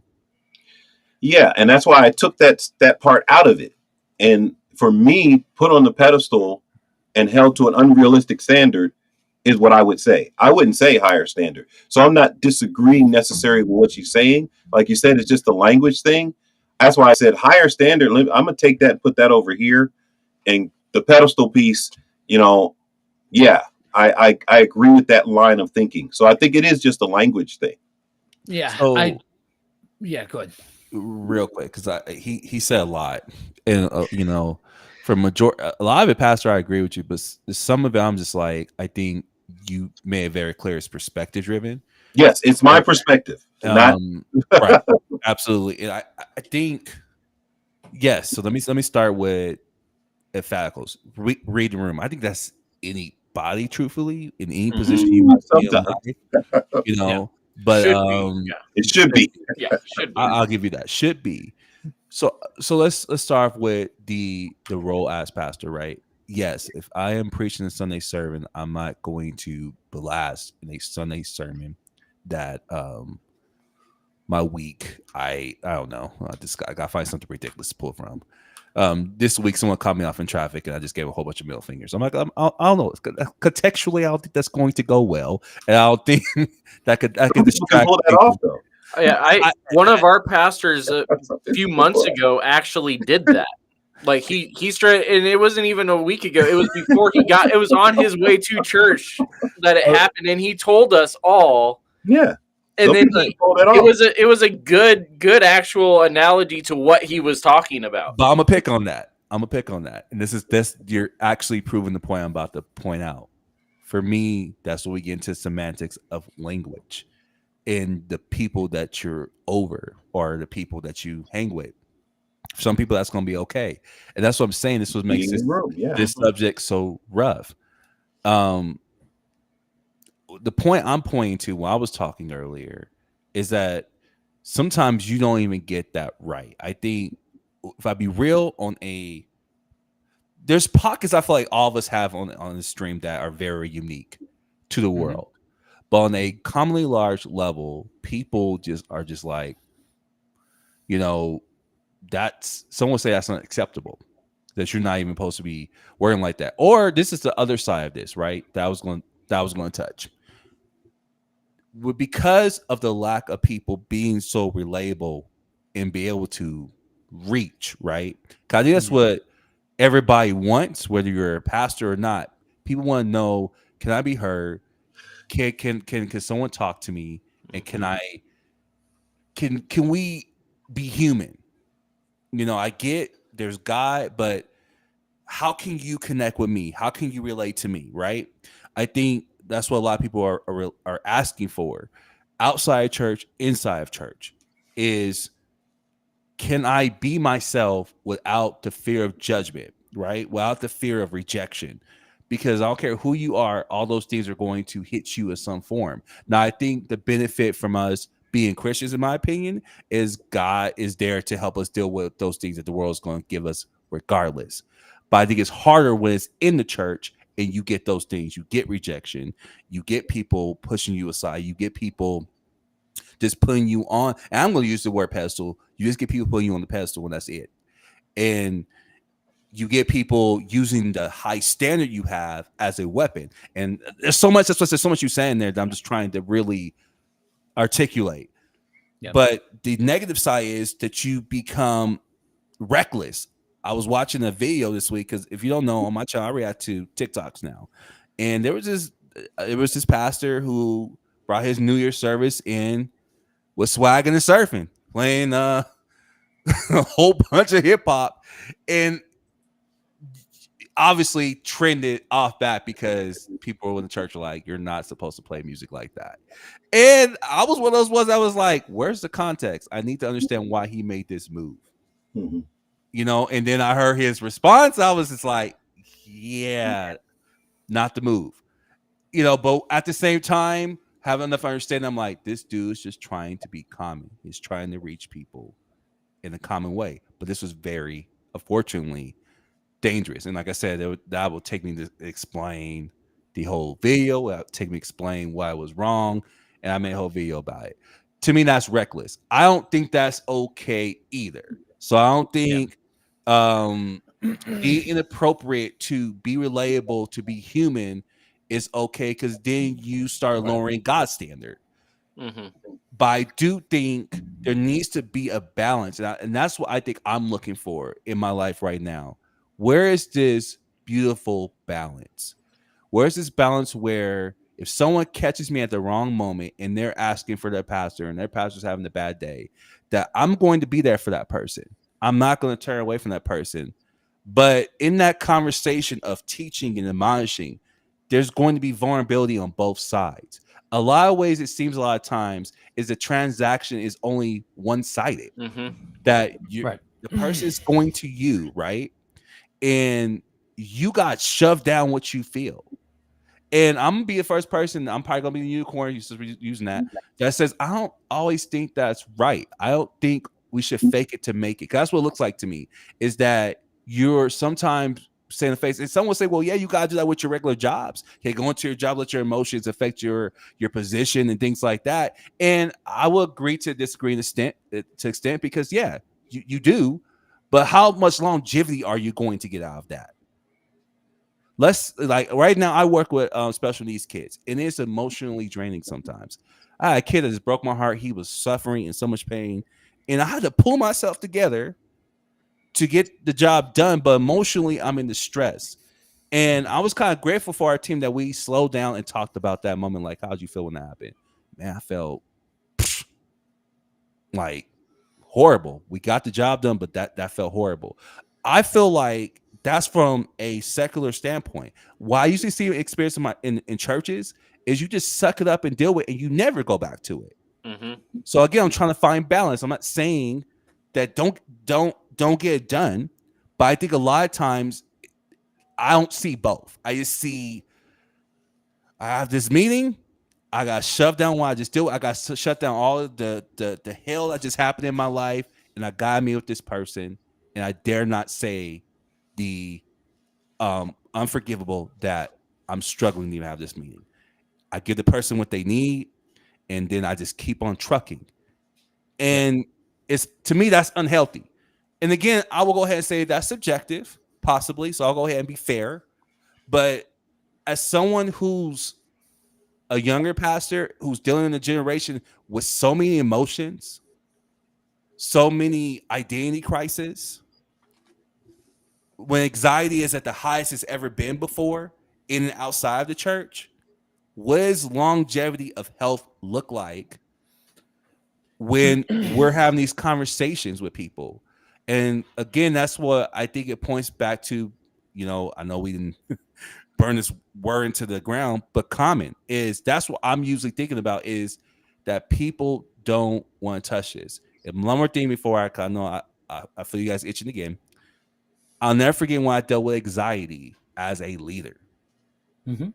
I've never felt so rejected in my life. That was probably the worst thing I felt. Yep. Because people was like, how can you do this? And then you deal with this. Yep. You know, because my panic attacks were they were aggressive. I am at church. I could literally be done praise and worship and gasping for air, feeling like I'm about to die in the parking lot. I went to work, same conditions, just couldn't drive. And that was a rough time because that's probably when I felt the most misunderstood in a place of leadership. I'm talking about things like that people have mental health issues. Yeah.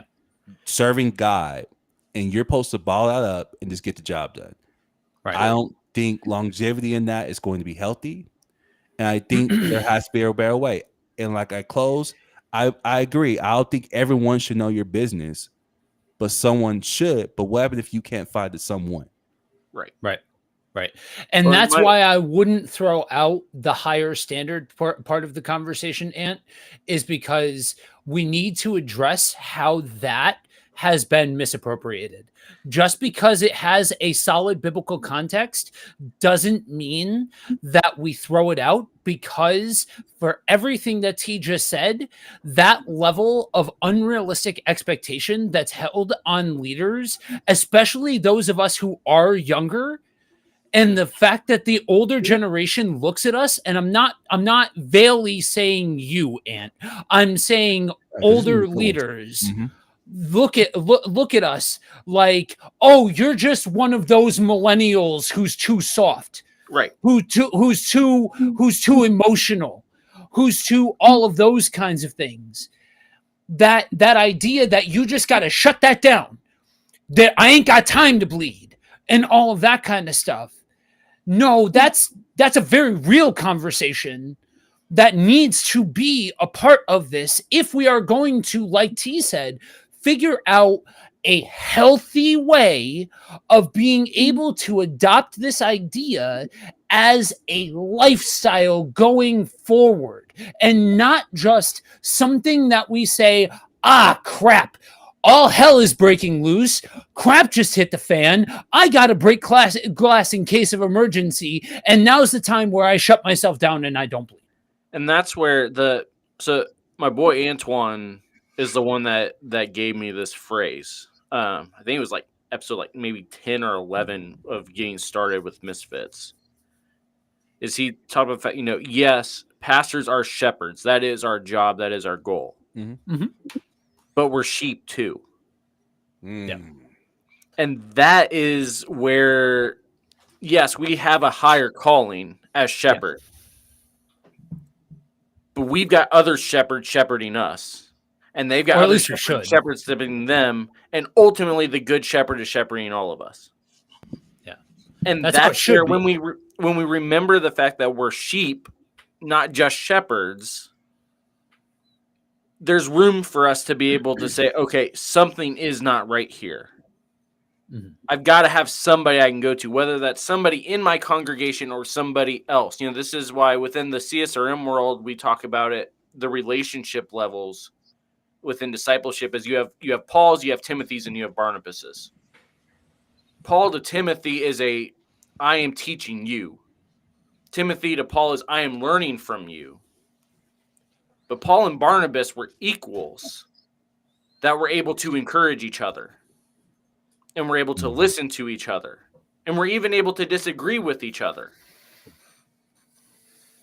And that is what is missing in a lot of these conversations, is the fact that because we do isolate and shut down because we're afraid that if we don't, something is going to come out that causes us to no longer be able to be said, well, you are not qualified for this. So, real quick, I've got a question, but before we get there, I want to catch back up on the comments. Yeah, Brenda can I get commented, Anthony Young's when you get there. yeah. Because he does a lot. Brenda was commenting based off of what you were saying, and she says, I don't mean me personally, And she said, I mean, I see it in larger churches. I don't. I don't mean to speak for you, Ant, but just knowing your style and all that kind of stuff, I don't think he was saying you personally were saying No. were saying those things. No, not at all. Yeah. So this one, Andrew, Yeah. titles. Okay, I gotta take it off to be able to read Yeah. the whole thing. Titles are there for a reason. I remember saying to God, I'm not interested in titles. God explained elevation comes from above. I believe that's Psalm 75:6. One of you guys, if you know, feel free. I'm not entirely sure right off the top of my head. Yeah. God stated to me that titles is something people identify. Because you have a title does not mean acting entitled and puffed up. Okay. All right, Yeah. go. So here's the thing with that, and this is something that I learned within the first year of ministry as an intern, because the guy that was over us was a reverend doctor. Reverend Doctor, yeah. And part of when people talked to him in the church, they called him pastor. When he was out in the community, he introduced himself just as Chuck. When the schools were calling saying we need a counselor, he said, okay, are you calling for reverend or are you calling for doctor of psychology? Right. When he was going to the city council because there was a major issue that needed addressed, he made sure people recognized this was reverend doctor. The titles were pulled out when needed. Yeah. Based off of the situation, which is part of what he's talking about. And this is part of why within the Misfits world, when guests come on, we make sure to reference them by the title they have earned, because they have earned it. Earning it is something where you are able to put it in front or at the back, depending on what it is, of your name to show people the level that you have reached. It doesn't necessarily mean acting entitled or puffed up until your identity is just, I am doctor. So you address me as doctor. Right. And if you don't address me as doctor, you are now insubordinate. Yes. Yeah, that's good. That's the difference. Yeah. I like that. I like that. And then we have, I don't know if I'll be, I'd say this time. Apostle Anthony, some of the most influential bishops / overseers I know that carry some of the most international influence introduce themselves as their first name and reach to shake hands. Once upon a time, Kirk Franklin said in so many words, we're so worried about our titles that we have forgotten our names. Yeah. Yeah, I mean, being in Andrew, I know that you can speak to this. In international ministry, it becomes this thing where you can kind of differentiate people very, very quickly within our world based off of the people who are just a Chuck, or versus somebody who is Reverend Dr. Smith so-and-so. Because if you are doing it for accolades, first off, you're in the wrong type of ministry. Just throwing that out there. You're already off on the wrong trouble. foot. Yeah. Right. Absolutely. But B, it's boots on the ground sort of ministry, I guess, is a good way of putting it. It's just an entirely different world than putting up a building and throwing up in the sign and saying, here we are, come to our building, and all of that kind of stuff. Like, it's just an entirely different world that in a lot of ways levels the playing ground when it comes to titles and accolades and all of those kinds of things. In an international context, anytime I'm talking with international Christians, the address is brother. Yes. It doesn't matter. And same thing, when we have international meetings within the CSRM network and Dr. Linville is there, when they need an answer to a question, it's Dr. Linville. When they are sharing about a testimony, it's brother. Yeah. And it's it's something that, I as a white pastor going into black neighborhoods is one where I don't introduce myself as a pastor. Right. That's Yeah, something no. they have to give me that title. Mm. Me going into white neighborhoods, me saying, yeah, I'm a pastor around here, that's it has a different hit, a Yep. different Yeah. effect to it, because the cultural differences are there as well with these titles. Right. And that's the part that, again, we don't talk about the cultural side of the titles and why they're there. We just look at it as, well, this is a pastor, so he just is this. Right. Even though we look at, you already talked about Ephesians 4. It's just on the list.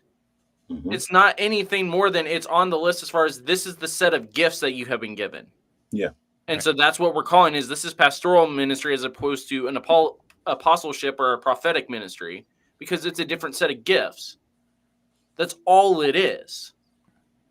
But within different cultural settings, the word itself carries different connotations and different weights. Yeah. Yeah, Andrew, I think you're hitting it Yeah. right on the head, because I think that's the real issue, right? And I'm going to use an example that I know Joe is not a fan of military, right? But in the military, when you're out there fighting a battle, it's important to know who's in what position, because it helps you to relate to that individual, because I know who this guy is, and he comes and he says, here, do this. I'm like, oh, so he has not only the training, but he has the right based upon who sent him to do X, Y, Z. In a church context, people have created their own idea of what people are supposed to do. So people are confused. They don't know. I'm like, well, what, I'm going to create my own idea of what a pastor is supposed to be. And I'm going to hold that pastor to that standard. Yeah. Right. And so because I've created my own, now you have to do what I think you should do, not what the Bible says you should do, not what.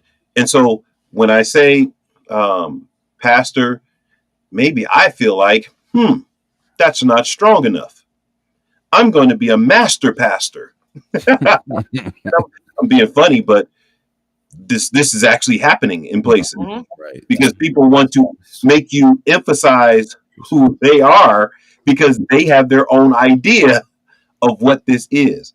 And And I that's think- why a lot of younger pastors are refusing the title of senior pastor. Yeah, it's like, don't do that to me. They'll Right. take lead pastor, so that way, like you said, people know when people are coming into the building, they know who they need to talk to that's authorized to make decisions.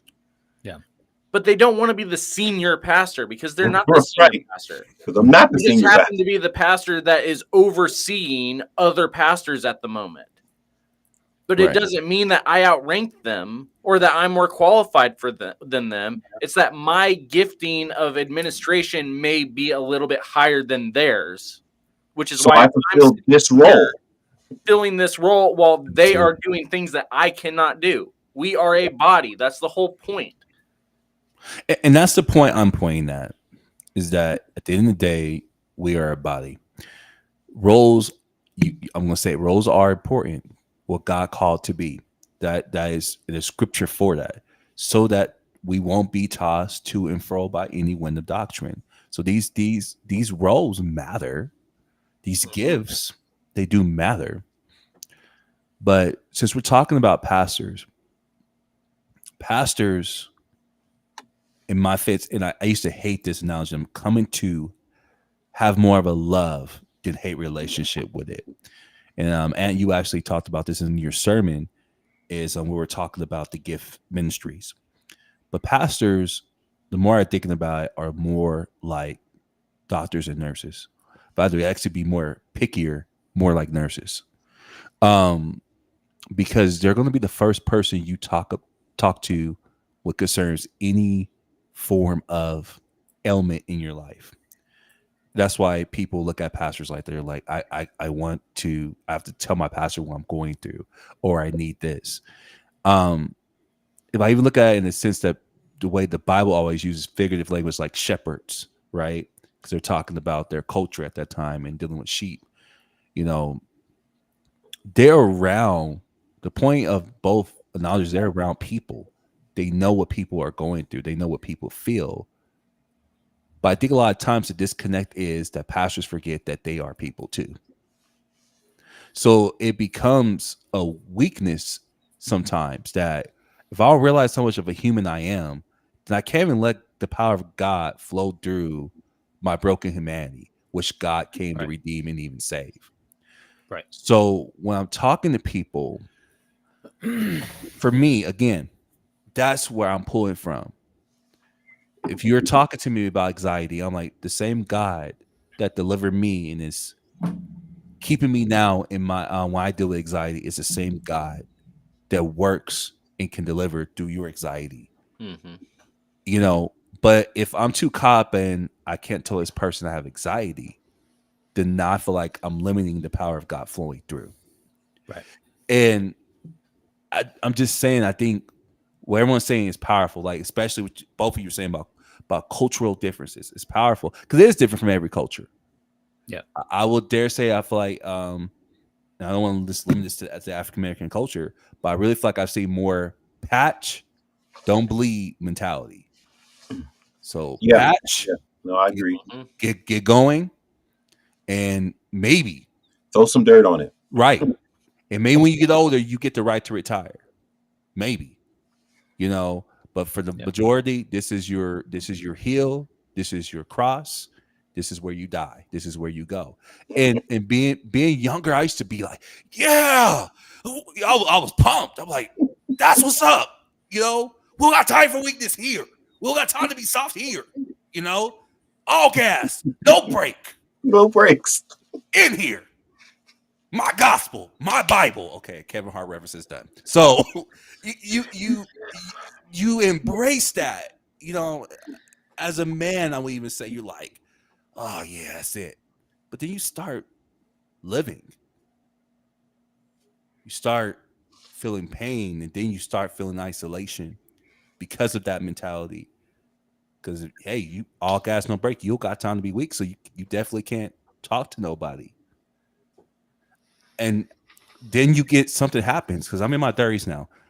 Then you really get in your 30s, and you're like, I don't think this is working. And if I continue to go like this, I might resent the very thing that I once loved. Yep. I love the Lord, brethren. And I love my people. Mm-hmm. I love my church, Sure Foundation Community Fellowship. I love my people. Yeah. I love the people I go to work with. But if I don't fix, and I'm just speaking real time, if I don't let the Lord deal with these issues, I can hate the thing that he loves. And to me, that's more dangerous, is when you begin to hate the thing that God loves. Because before I ever loved it, God loved people. Yeah. Before I ever pastor a congregation, God was already pastoring. He loved these people. And if I don't get this, then I might miss out on what he's doing. So let me meet you where you're at, T, and just and second that notion as another pastor in his 30s. I have the ability to be able to see here where everybody is tuning in from which channel and all of that kind of stuff. I see the number next to Kingdom on the Road, and I know who likely is here. So hear me. Listen to the entirety of what I'm about to say. Do not isolate any part of what I'm about to say. Gotta love disclaimers before he's about to say something. Right. I have been in the process of the last year. I've been in a situation where I have learned a lot. A lot of things have happened good, bad, and indifferent. And I love the church. I love the people. There have been a lot of situations that have been that have led to awesome relationships and all of that kind of stuff. There have been a lot of situations where I know that if I keep going as I'm going, I will come to resent being a pastor. I will come to have an incredible distaste, and I will go back into my shell like I was before. Something needs to change. That is why major shifts are coming for my life, and why I'm leaving this position and moving on and doing different things, because things need to change. Because it's just that's not every single fit. But I'm trying to add some. I'm trying to highlight the nuance of what you said, T, because just because something needs to change doesn't mean that you are disgruntled or hateful or spiteful towards everybody that's involved. Right. There's nuance there. Can I? And yeah, but Because unfortunately, this is something that I have too much experience in. yes. Having to leave somewhere when the call that God has placed on your heart will not be accepted. This is what Matthew 10 actually is talking about as far as what it means to kick the dust off your sandals and move on when they will not receive the message. Right. It is not about a feeling of disrespect or a feeling of I'm not wanted. It is something where the pain you feel is for the fact that God has given you a clear vision that you can physically see. And now you know it will never be seen by anybody else. And not because you are not qualified, but because the other people that were involved did not want to listen to what the Spirit was telling them. And so it's not a matter of anger or resentment for a group of people. It ends up being a mourning for a community that is not going to receive the benefits of what God was wanting to do there. And that's why, I've said before, I would love, after leaving a place, to be able to receive a call saying, I told you so. I've never gotten that call. The calls I get are from a mother saying that her son, who we finally were able to get back in school, and he was starting as a freshman on the varsity football team. I get a call saying, "Oh, he just got shot." I get the call of, the entire school is shutting down, or the church itself no longer exists. That kind of feeling and everything is one where it's not, if we let it be resentment, we are going to burn out, because resentment means that we are holding it. Yep. And that it was about us. What it is a mourning for the fact that what God had shown us is not going to be able to be seen by these people, and people are not going to receive the benefit. And so then we have to ask the question, well, where else are we going to go? Which is what Jesus asked the disciples, and they say, where else can we go? You are the Son of God, the living God. We cannot go anywhere else. And so we patch up to allow the Spirit to renew and rejuvenate while we look to where God is taking us next. I want to catch up on the comments. Brenda says, the division between people and pastors, yes, a respect is due, but I see those who demand it and have an I'm better than all you people attitude. Yeah. They're not pastors. No, Those not. Right. No. That's just the bottom line. They're not. There's a difference between a title and a calling. Mhm. Mhm. Yeah. Good Anthony Young says that's good. Willie says, I'm so glad we're talking about this because this is needed. Aquila says, hey, y'all. Good morning. Glad you are with us.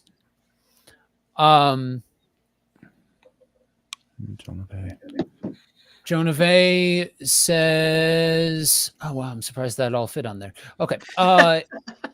If someone has obtained a professional title that has been earned and substantiated by a committee or board, not just themselves, that usually has taken a higher level of work and effort. So us acknowledging that has been earned is just respectful. Mhm. Yeah, I think some meaning to that though. That's what I was referring to. Yeah, I think that's what you were referring to. Yeah. That was what I was Yeah. referring to. Is why within Misfits Yeah. we give people their titles when they have them, because Yeah, they earned it. It doesn't mean that you necessarily take everything they say as far as, well, they are the ultimate authority on something. Yeah. That's where the nuance comes in, as far as, they're recognized, but are they recognized just because they answered the test correctly, or are they recognized because they actually are the expert here? That's why I would say yes with an asterisk. Right. Yeah. So, all right. I loved Jesus's leadership style. Also, good morning, Chris. Glad you are with us. I don't think I've read a comment from you yet. I love Jesus's leadership style. It was compassion, love, and servanthood, to name a few. I thought he worked very well with different personalities like Peter, Judas, and John. He appeared to be very approachable, free of insecurities, and didn't need to demand respect. Yeah. And then G. Berry, to this day. Not sure what he was referring to. He was talking about what I was talking about. To this day. All right. So, how do I say this? Ant, you made a comment before about how, Joe, I know you disagree with military, but, and then used an example. Yeah. Okay. I think it's unnecessary. That's part of why I don't like it when you're talking about Christian conversations. I think it's unnecessary. I think it just muddies the water. I think there's absolutely no reason to bring in military allusions into a Christian conversation, because it doesn't break down like that. The leadership structure doesn't break down like that.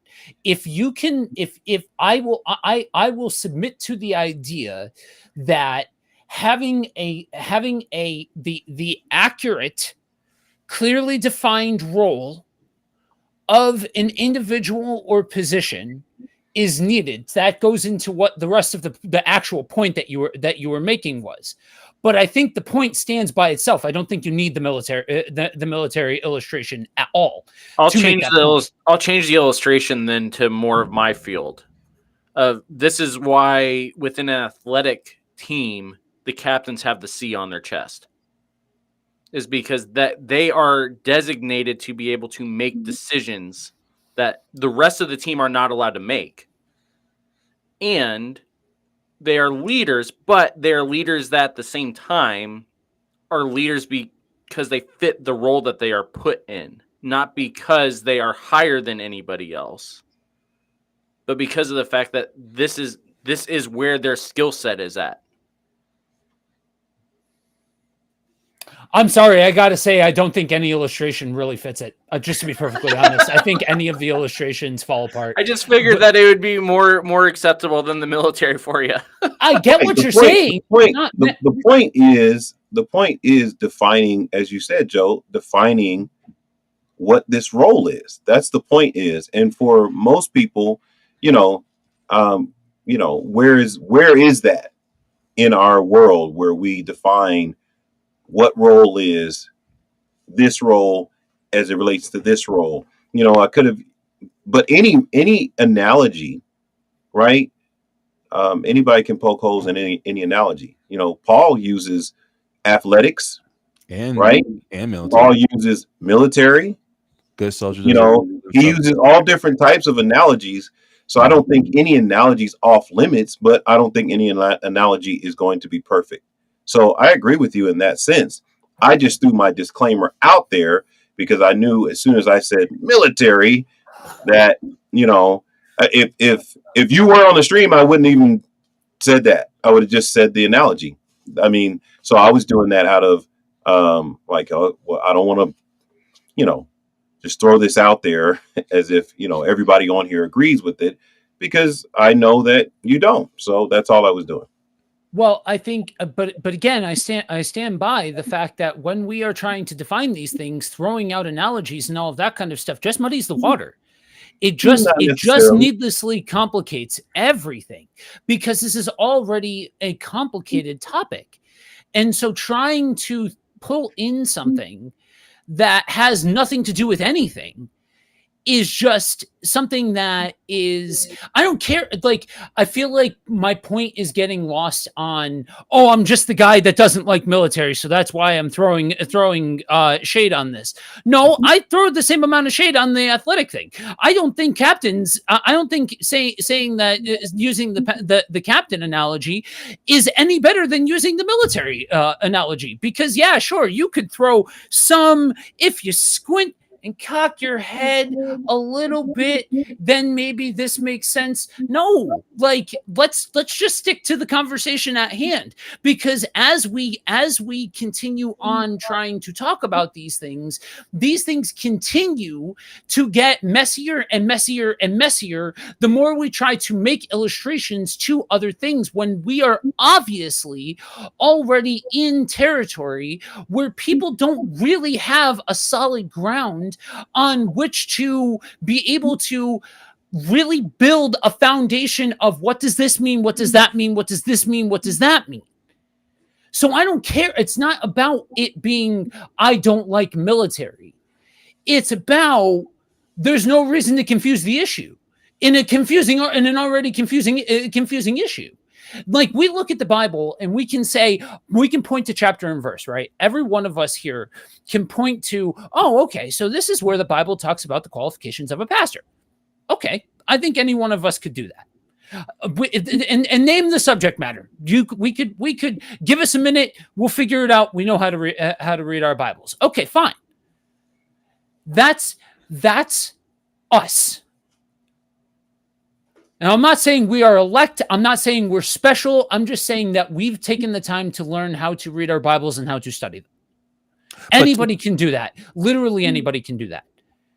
But throwing in some kind of outside extra biblical example like that doesn't need to be done. Just point to where it says in the scriptures. That's my only point. You could say that about, you could say MDs, right? I've used the field medic versus hospital doctor analogy countless times until I realized it doesn't really work. That I've said that I'm more of a field medic than I am a hospital doctor. That doesn't really work. So you can use, I would say this about any of those things. So it's not just me railing against the military or political or whatever, and me playing into that trope. You know what I mean? So I don't want to. I wanted to address that. I don't want to have this become a conversation, like a whole on conversation about whether or not we should use analogies and things like that, because I'm sure out of the people that are watching and out of the panel and out of people and all of that kind of stuff, there's plenty of people who disagree with everything that I'm saying right now. That's cool. I don't care. That's fine. Like, I don't mean I don't care as in I disregard your opinion. I mean, it doesn't bother me that that somebody else disagrees with me. I just think for sake of trying to keep it clear, it's unnecessary. And I think part of what you're talking about there is actually part of why this discussion has to be happening anyway. Is that it's not even just around pastors.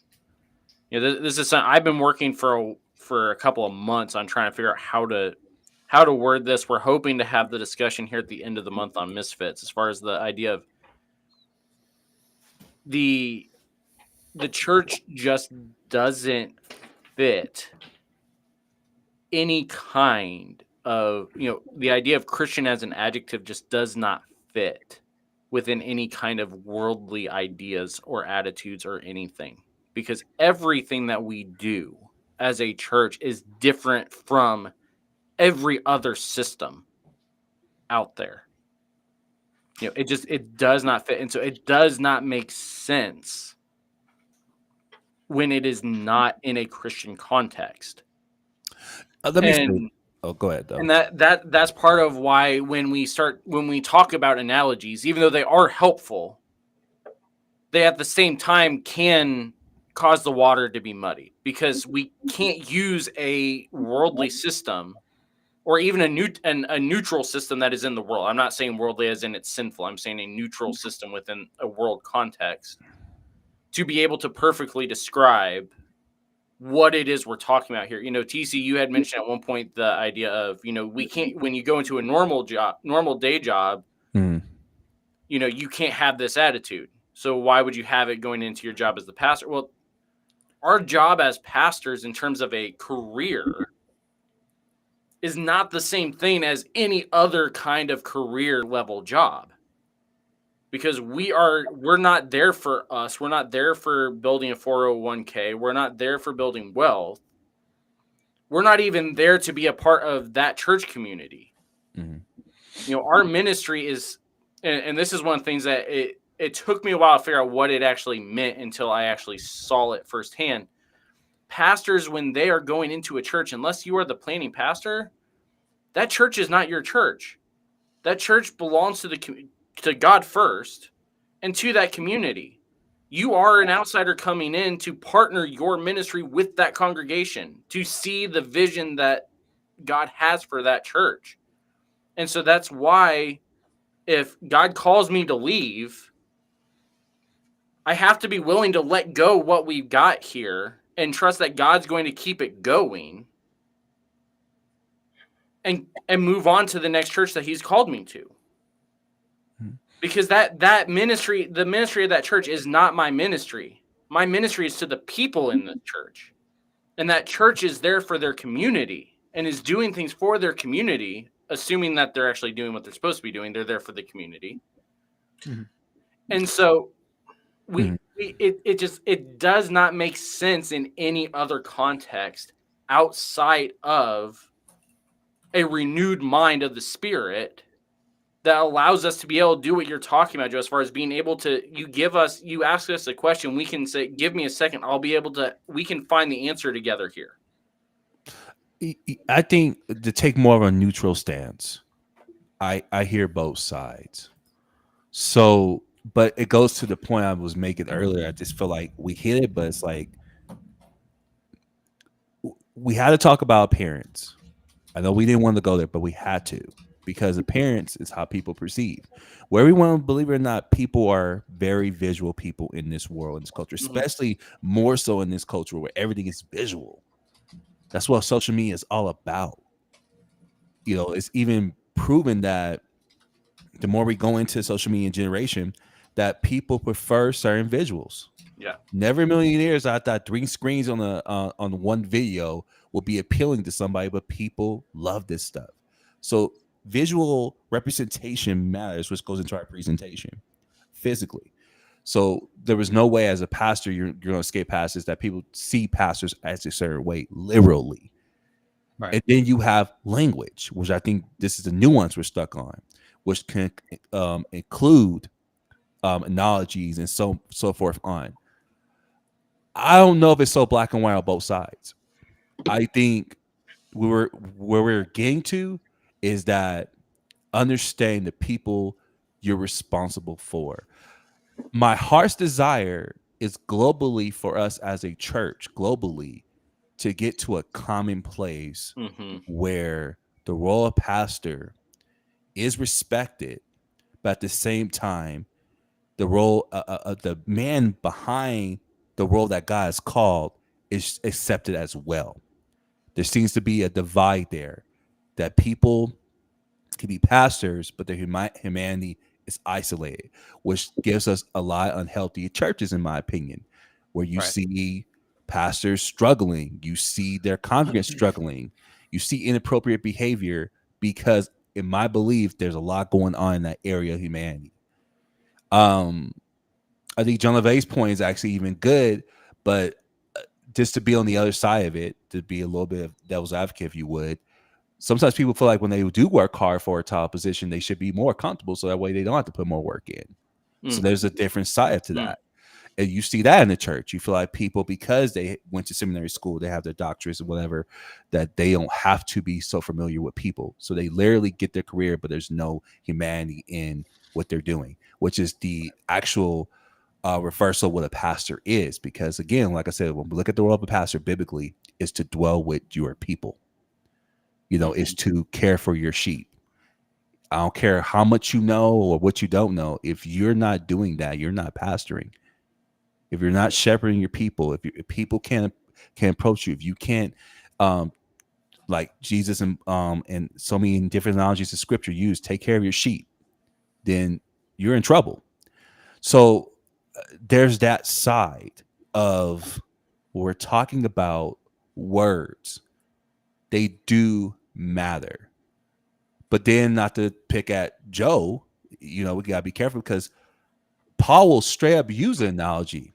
And 2 Timothy just kept ringing in my head, where he says, he said, endure suffering as a good soldier. Paul is using a worldly analogy, and he's bringing it to a God point. He says, anyone concerned with the affairs of this world, he tells you to endure as a good soldier. And then he use athletes competing. And so we see these analogies in the Bible. For a conversation like this, I'm going to go ahead and say, and maybe I'm just trying to be the peacekeeper, I don't know, that all of it's needed. Because you're going to have to talk to people for wherever they are. But the goal, if I had to draw a goal today, the goal is for both people to connect the bridge. There's a disconnect in our communications between pastor and people. And that's even been proven in this chat, is that people don't know how to go to their pastors, and pastors don't know how to be human. We have tricked ourselves into being something more. Now, if you ask a pastor, like, well, do you think you're more than human? They're going to say, well, no, obviously I'm human. But if you look at the conduct and the behavior, and maybe that's just me because I'm a person that in the profession I'm in, even right now as I speak to you, I have to look at behavior. I work with behavioral kids, work with kids with autism. I've worked with kids like that before a couple of years ago. And every time I feel like God places me, I'm going to say God places me in these positions at my job, I start studying behavior, start looking at how people conduct and behave. And it's very interesting. I feel like there is a huge disconnect that behaviorally, as a church, we're struggling. And I do concur that we should not be niched down, and I'm going to use the word niche, or bottled down by titles and nuances from the world. The church should not. I think that's awesome. But that's a different stream, because we'll have to talk about how those worldly concepts have actually weakened the church, which, to my analogy earlier about a pastor doing swag and serve. Why is that your only creative way to be innovative? Well, and then defend it with, well, I outsold somebody. I got more souls. I got more people to come to the cross to defend. But see, even that points to the culture shock of, well, how's the church relatable? Because we're so, how can I word this? Help me, Holy Spirit. Because of our refusal to show our humanity, we're actually almost, I'm gonna use the word almost because I don't want to make this a solid point. We're almost pushing away the power of God. Mm-hmm.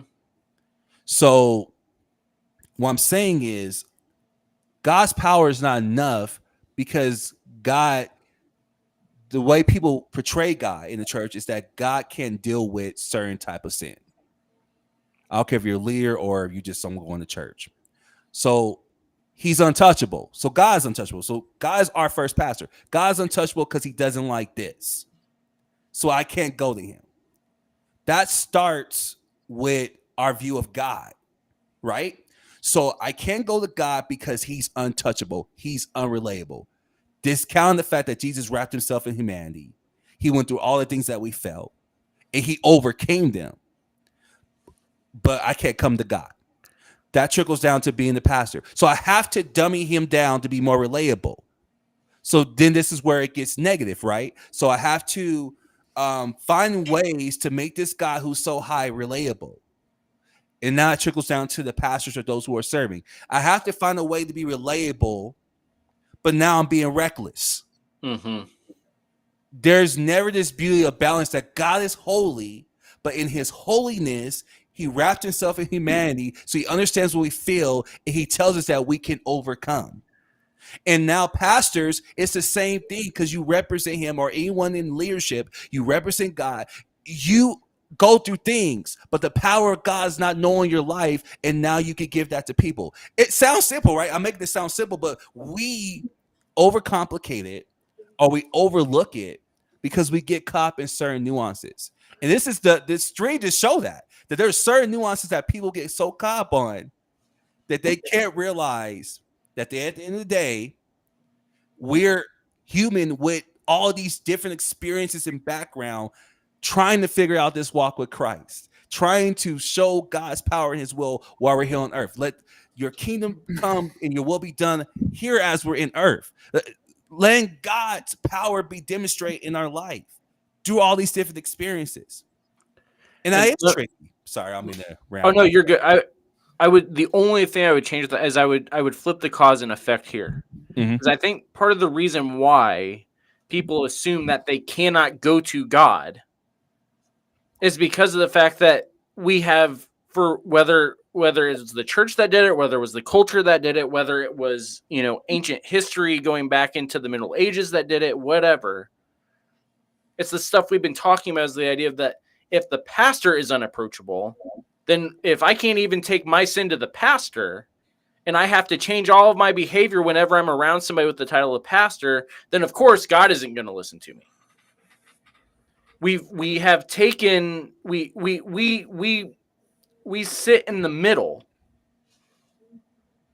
and when people look at us and we are unapproachable and we are unwilling to listen, we are unwilling to love, we are unwilling to walk with somebody, how are they ever going to think that somebody that we're saying is much holier than us and is perfect in his will and everything else, how are they going to be able to take it to him? And the amount of the homeless guys that I would go pick up to bring in, they were afraid to come into the church because of the fact that they didn't have long sleeves to cover up the tattoos. Right. Mm-hmm. Mm-hmm. And I asked them why, and they said, because God isn't going to listen to me if he can see them. I was like, where did you get that? And he's like, well, that's what everybody else in this service seems to think.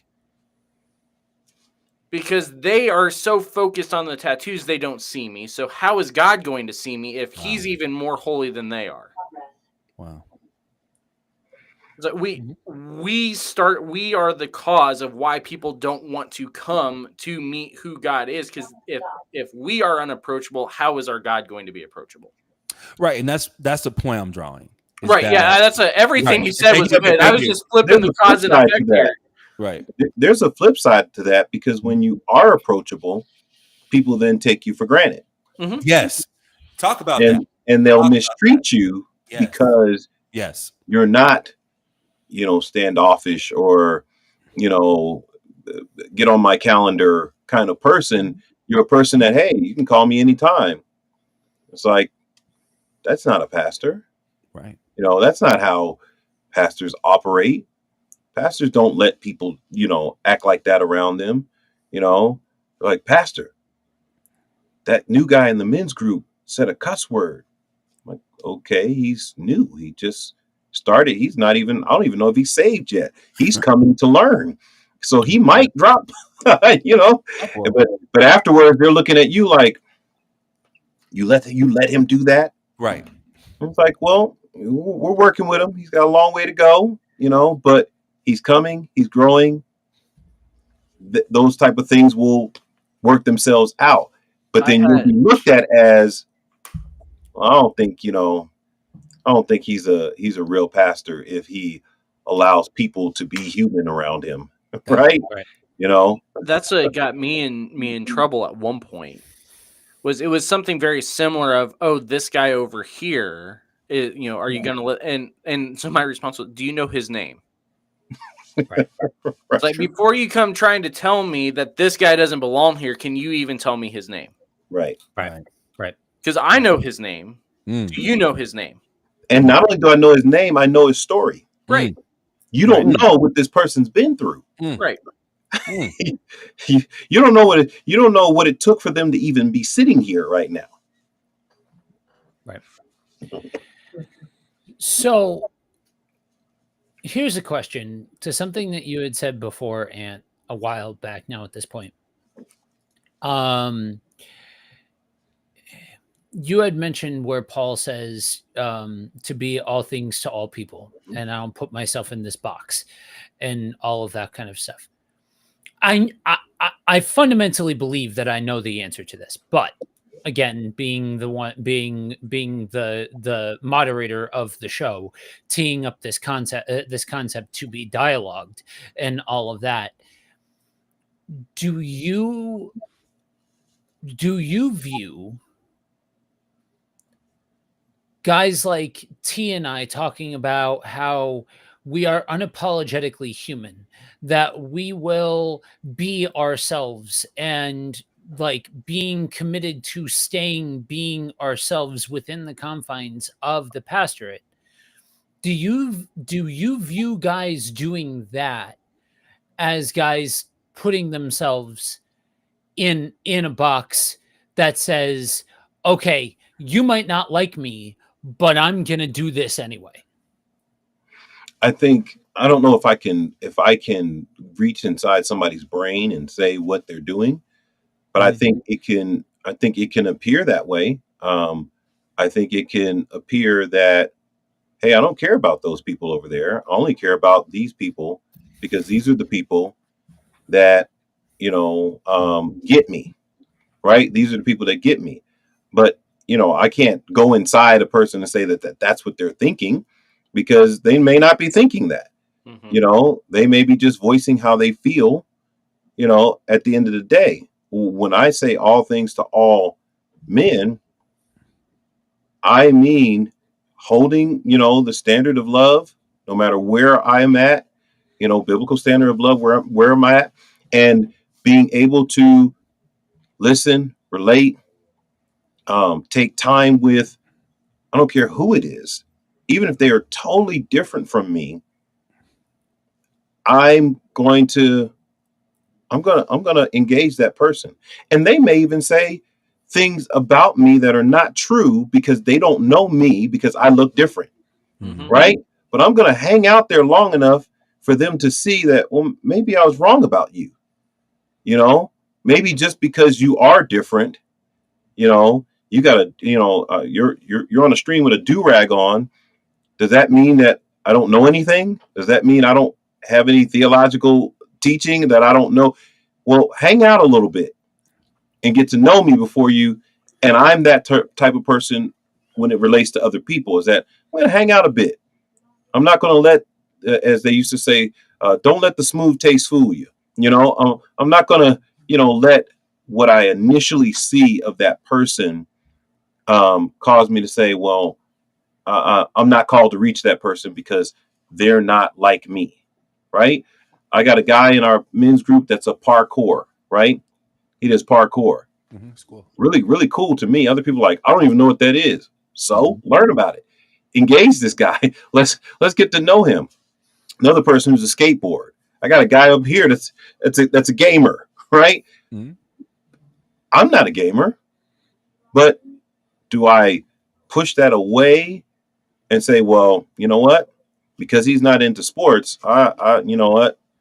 I don't have to, mess with him. So that's my thinking. So when you say, do I think that stance suggests that?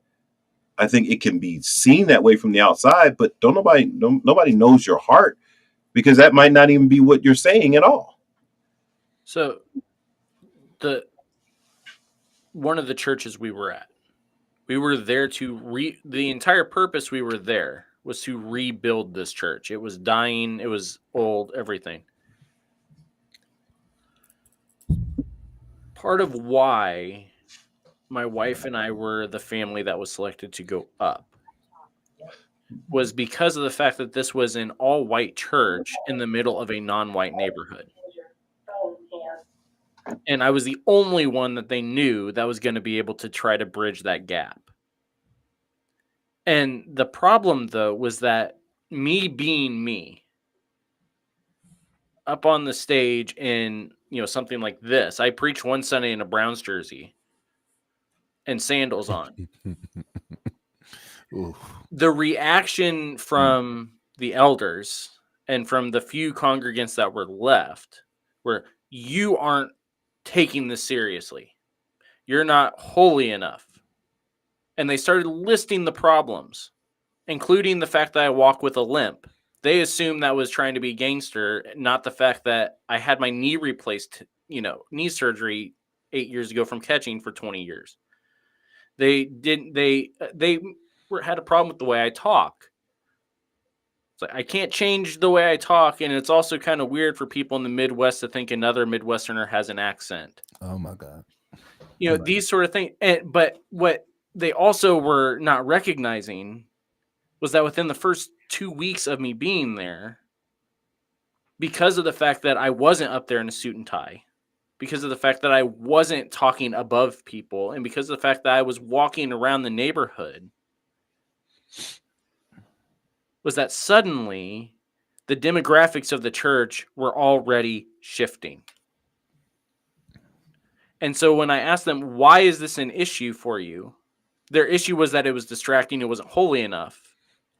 It's like, then why is suddenly the community coming, and not coming to make a statement, but they are coming and they are listening, and they want to be involved, and they want to get to know you, and they want to have fellowship. We're back to common as far as koinonia. Mm-hmm. And that's where, as far as with me, that was always where the line had to be drawn of, if the congregation is saying you need to change something about you because we don't like it, we can listen to their reasoning. And if it's something along the lines of, you don't understand something about this community, of where you look like the guy that abused 6 people over here, then all things, all people means, okay, then I need to change.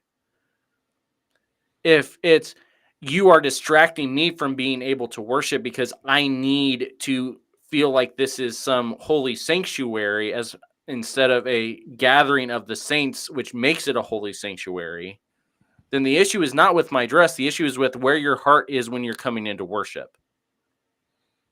And so I don't need to make the change here because I'm being who God has called me to be in this situation.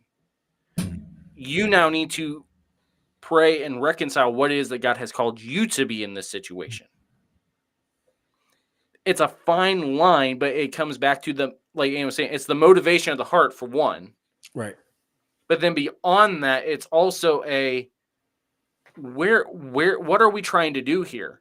Are we trying to make statements, or are we trying to be genuine and be the people God have called us to be, so that we can actually make kingdom level differences within the community that we've been placed.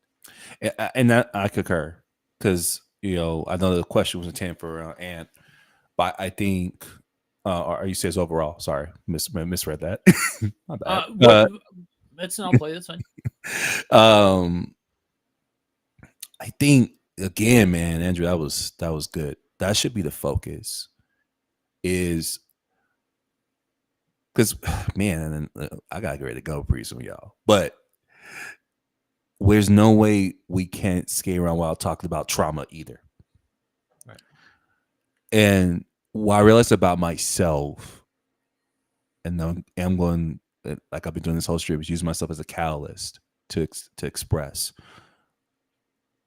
Trauma can make you, it can double your rejection that people are sometimes, I'm put sometimes, intentionally doing or intentionally doing. Sometimes people are just people and they just don't know you. And they don't know that a certain mannerism is rejection for you. And I never died until I really started paying attention to myself, to the power of the Holy Spirit, that trauma will be a thing that will affect my pastoring. That someone rejecting the way I might talk, someone rejecting that I word this, I am overly enthusiastic in my expressions, right? When someone does it, that might make me feel like I'm not heard. So it can go to my pastoring, like this person doesn't respect me as a pastor. And that can be a huge misunderstanding. It can just be this person doesn't know you. I think a lot of times for people my age, and that is unfortunately a plight of ours, is Joe, I feel like we're right in the middle of two interesting but powerful generations. And both are emotionally, can leave scars. You have the generation before us that they didn't believe in mental health. So we have the scars from that. We have the scars from, you don't share, you bottle it in. And now we're in the cuffs of this generation that's saying, no, everything needs to be said. Everything needs to be exposed. Right. And so it puts us right in the middle, for me, bringing it back to me, of trauma. What do I do? And I think we have to understand that healing is important in our pastoring. And healing is important for the people that we're pastoring. And we have to somehow heal together.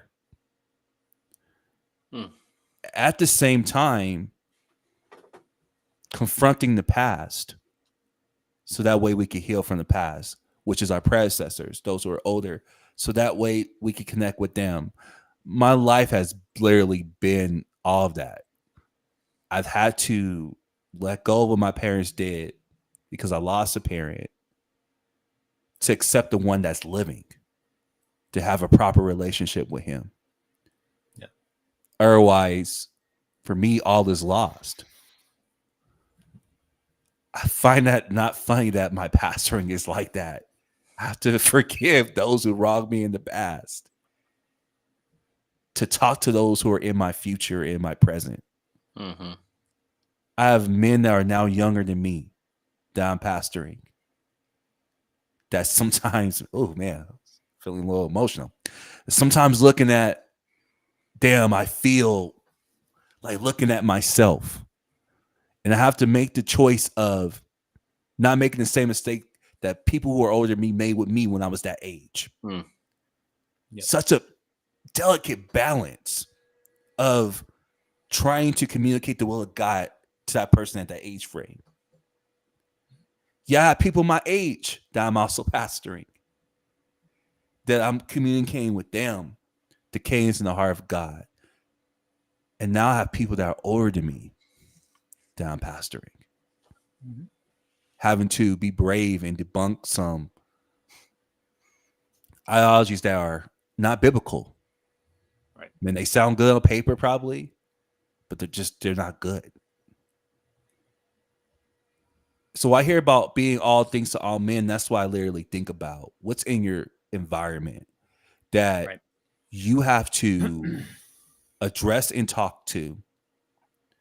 But at the same time, be vulnerable enough with those people that they might grow, but being careful of not being so defensive. I told my wife this week, I said, babe, I feel more defensive than I ever felt in my life. Yeah. Because people just been attacking me.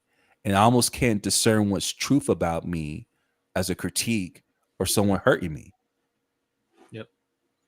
And it's very hard to take anything right now. So I don't know if this is right, babe, but I just need to hear from God. And I just need to hear from him. I think we're scared to go to those places as an individual, period, that I'm scared just to let God deal with me. Because I can have powerful leaders in my life, but if I'm too hurt to even receive what they're saying, and it can be incredible, I can't hear. I got real skeptics and people who don't like me say things to me, and they could just be harmful attacks in this perpetual cycle of woundedness. God has to be able to speak so I can decipher what's real and what's not. And we're not above approach of that as pastors. But again, like I said, I've seen two realities. I've seen pastors not talk to anybody. Like, it's crazy you talk to a pastor, like, because now being a pastor, you're like, do you talk to people about that? Oh, no, Right. I got no one I could talk to about that. And that's and to go back to something that you said before, T. I remember the first one for me that I watch. I'm not usually like a Christian celebrity type. Like, I don't follow like celebrity pastors and all of that kind of stuff. There have been many a person who, between Ant and Andrew, I've been like, who is this guy? Who is this? Like, and they just say it like, oh yeah, so and so, and I'm like, you're gonna have to smarten me up here, just because that's just not my bag. The first one since me being involved in ministry that fell was Ravi Zacharias. And the dude that I was doing ministry with at the time was really impacted by Ravi Zacharias falling and his reputation being called into question. Because he had been impacted by dude's ministry. And the one thing that I always seem to see universally, the circumstances and the particulars, they change. But boiled down, the one thing that I always tend to see is isolated, unchecked power, undealt with issues. Some combination of those things. And it's a rough beat, and that's why I asked the question, and you gave almost exactly the answer that I would have thought that you would have given, Ant. That you're not out here trying to judge a person's heart, but that from an outside perspective, it can look that way. And I think we probably, if I were to guess, probably each one of us falls on at different points of how much we take into consideration what that outside perception does to how we act and all of that. I would guess that goalpost is placed in different spots for each one of us, but it's a rough beat when you are in a situation where truly and completely you are trying to give out being unapologetically who you are, but as a tool to reach the various groups of people, as a tool to be everything to everybody and all of that kind of stuff. But then you turn around and you can't share what's going on with you because there's this expectation that that's just life. Mhm. You just pull yourself up by your bootstraps and that sort of thing. You had just said something, Ant. I don't know. I saw your mouth move, but I didn't hear you, so I don't know if your audio is out. I just agreed with you. Got it. Okay. I just wanted to make sure that there wasn't a technical problem. But that's where, like, it might seem like I'm trying to be the contrarian as far as a lot of these aspects go and a lot of these conversations go, but I'm trying to outline the fact that for as much as we talk about the cultural differences in what this role means in different communities, in different people groups, in different situations, in different circumstances, part also to be considered in all of that is the age factor. Because when you look at guys like, I forget exactly now at what point it was said, I can't remember who said it, but there was a very, very clear and present moment that this stream is made up of 3 people that are in their 30s and 1 person who's not. That became painfully and abundantly obvious very, very quickly. Right. Yeah. Because he's younger than 30. Yeah, exactly. There you go. Oh my goodness. And I'm sure, Ant, when you were 30, you had your own versions of not being taken seriously because of your age, disconnect with older generations, so on and so forth and so on, and all of the things that we talk about being in our 30s. You had your own flavor of them. Every generation does. We're not special in that way. But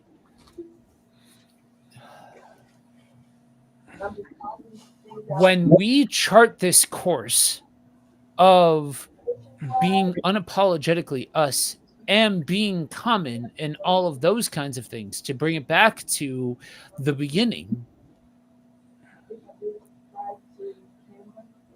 we have to understand that there is a difference between how our generation views this and how older generations view this. I will be the first one to admit tact. We all need tact. You need tact heading up in the pulpit. I'm not going to step up there and start laying out the entirety of my garbage bag and start dumping it all over the pulpit and all that kind of stuff.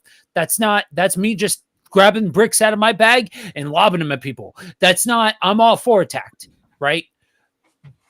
But at the same time, have we become so focused on not doing that we don't give each other the ability to bleed?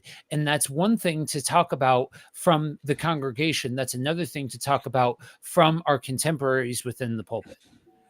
Because the reality is many of us go through situations where we are not given the margin to be able to bleed among our peers and really be able to outlet what it is that we are feeling and what it is that we are experiencing and all of those kinds of things. Generally, because it's a group of other people who are bleeding out themselves and don't have healthy coping mechanisms to deal with it in their own self. Right. Like that's just the reality of the situation. But I think if there's any one thing, nuances aside, language points aside, whatever aside, okay, there are plenty of things that we have said on this stream that we all vibe on. There's plenty of things that we've said in the last almost 3 hours that we don't agree on at all. Okay, but at the end of the day, I think the one thing that we can come back to is being able to show a level of relatability that shows that you can understand the human condition and be approachable. That matters. That really does matter. And that there is a a difference between somebody who shows themselves as wise and sage and seasoned by virtue of I'm older or I'm in the position versus somebody's like, yo, I've got the scars for this. I've experienced things and have the scars to prove it. And that's where the need for us to actually talk about discipleship well has to come in. Because, again, this is something like I'm pretty sure it was maybe first day of Greg Linville's class as a freshman, where he laid out the Timothy, Paul, Barnabas type scenario. And one of the things that he's always taught was the fact that when you are Timothy, you need to be, as you are moving through, the goal of your Paul is to make you a Barnabas and not stay Timothy. And the goal of you as Timothy is to be finding your own Timothy that you are going to be Paul for. And that is something that is not done very often. I'm lucky enough that I've got two different Pauls that I'm able to call. Both of those Pauls consider me Barnabas. And they're even in some areas like doing these sort of things where they have told me that I'm basically Paul in the scenario and they are now Timothy. But the only reason that we can get to that point is because of the fact that there's a mutual respect, a mutual understanding of the gifting God gives, and a mutual understanding of the fact that our goal is all the same. And so it doesn't matter who's doing what. If God has put somebody in a certain position, that's where we need to be. That's one of the things I've got was this, which is just it's a very old copy of Josephus that just looks like a basic copy of Josephus. But what's inside of here, Greg handed this to me as he was moving out of his office. He got it from his mentor. There's 2 generations worth of notes in this thing. And the point of him giving it to me is that I'm going to be putting notes in as well and handing it off to Timothy at some point. But that is the kind of discipleship type relationship that pastors are called to have with other pastors. It's not just say, well, you're too young to do this, so get out of my way because this is my wheelhouse, or this is literally the house I built in some cases. But Timothy, my son, preach the message that I have shown you how to preach, which requires you also to go out and find your own Timothy and have those Timothys trained up so well that they go out and find their own Timothys. And it goes on and on and on for generations. But that's what it looks like to be a pastor of other pastors. I agree. Yeah. All right, guys, we've been on the air for almost 3 hours. So any final comments before we bring it in for a landing?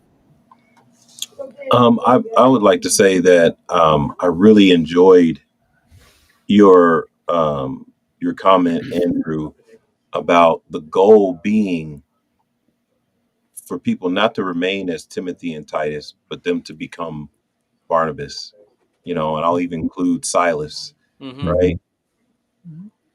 That to me is where the pastoral conversation about common really is where the rubber meets the road, because in order for that to happen, there's a transparency and an authenticity that you end up having with that individual as they come alongside you versus, or as they're coming up to come alongside you, for lack of a better, I don't know how to say that without it sounding person over another person, but Timothy becoming that peer, there's openness, there is transparency, there is moments where they see you vulnerable. You look at Paul's letters, like, all right, I'm about to make a fool of myself, and I'm going to say some things right now that you need to give me a little room for, right? That type of thing, and Timothy being right there for that. disagreeing with Barnabas, having an argument with Peter, and calling out Barnabas because of Peter. Those exchanges are not to be hidden in a sense. I think they should be natural, they should be normal, but at the same time, in order for pastors to be seen as real people, we have to actually be real people. I think sometimes you're taught that you can't be a real person. Mm-hmm. And because you're taught that you can't be a real person, you take an extreme position, right? I'm either going to be totally closed off or I'm going to buck the system. I'm going to be all the way over here, right? Instead of understanding, like, well, I don't have to be neither one of those. I have to be me. I don't have to try to be more of this or try to be less that. I'm just going to be who I am, And for some people, it may seem so normal that they're saying, well, it doesn't look like you're doing anything. It's because I'm actually not. I'm just being me. Right. I'm just being the person that I am. I'm not actually trying to prove this or prove that. I'm just being the person that I am. And actually articulating that so that people will give you that space to be that. And having more conversations like this in front of other people, like, hey, pastors are humans too. And having that conversation more openly around other people. The Chris Norwood was on here earlier. Me and him watched boxing together. We went to a CU USC game together, hung out, right? Pastors are humans, right? I'm a big sports guy, probably in a way that people would turn off, like, oh man, he's too into that sports stuff, but I'm human too, right? And I'm not going to shove sports down your throat and say, well, if you don't like sports, I'm just that's my thing and I enjoy it. And what's your thing? What do you enjoy? Right? So I think being human will set the stage for people to eventually allow you to be human. But if I am one extreme or the other, now I'm going to create more of a problem than what there already is. And what you just said is, again, back to, the way they see us is how they're going to react to God. Is the idea, if they're looking at us and like, well, he likes sports and that's all it's either God or sports, and he's going to shove both. If he's going to shove sports down my throat, he's going to shove God down my throat too. Rather than, wow, this guy likes both of these. He's willing to talk about both of these. He's educated in both of these. But yet, he still is sitting here on my couch with me. That's when suddenly conversations can happen. That's what discipleship looks like. Yep. That's good. All right, guys. Well, thank you all for joining us for this action-packed episode of Let It Rip. Guys, thank you all for your time this morning, gentlemen, and thank you all of you that commented and engaged in the comment section. We have one last one as we head out. Brenda K says, thank you, guys. I appreciate all of you. God bless you and give you strength as you continue in his will and your calling. Guys, we will be back next week, 9:30 a.m. Eastern, 8:30 Central, 7:30 Mountain, 6:30 Pacific for another edition of Let It Rip. You can also catch Andrew and I, as well as some other voices along the way every Friday morning, same time, over at Kingdom on the Road. You can find both shows by looking up, heading on over to YouTube, looking up Kingdom on the Road, like, share, subscribe, do all of those things. If there's somebody that you think would benefit from these kinds of conversations that we're having. Share this with a friend. Let people know we have what we have going on here in the mornings. We have one more comment at the buzzer, so to speak, for all you sports fans out there. Good morning. Great conversation. I can't wait to go back and see how this discussion developed. When I got on, TC was demonstrating real time what it looks like to be human / common and holy. And that was from Tim Mays. Good morning, Tim. Thank you. There's the buzzer. Well done. Well done. Guys, until next week, remember 2 very important things: that you are prayed for and you are loved deeply. Peace, y'all.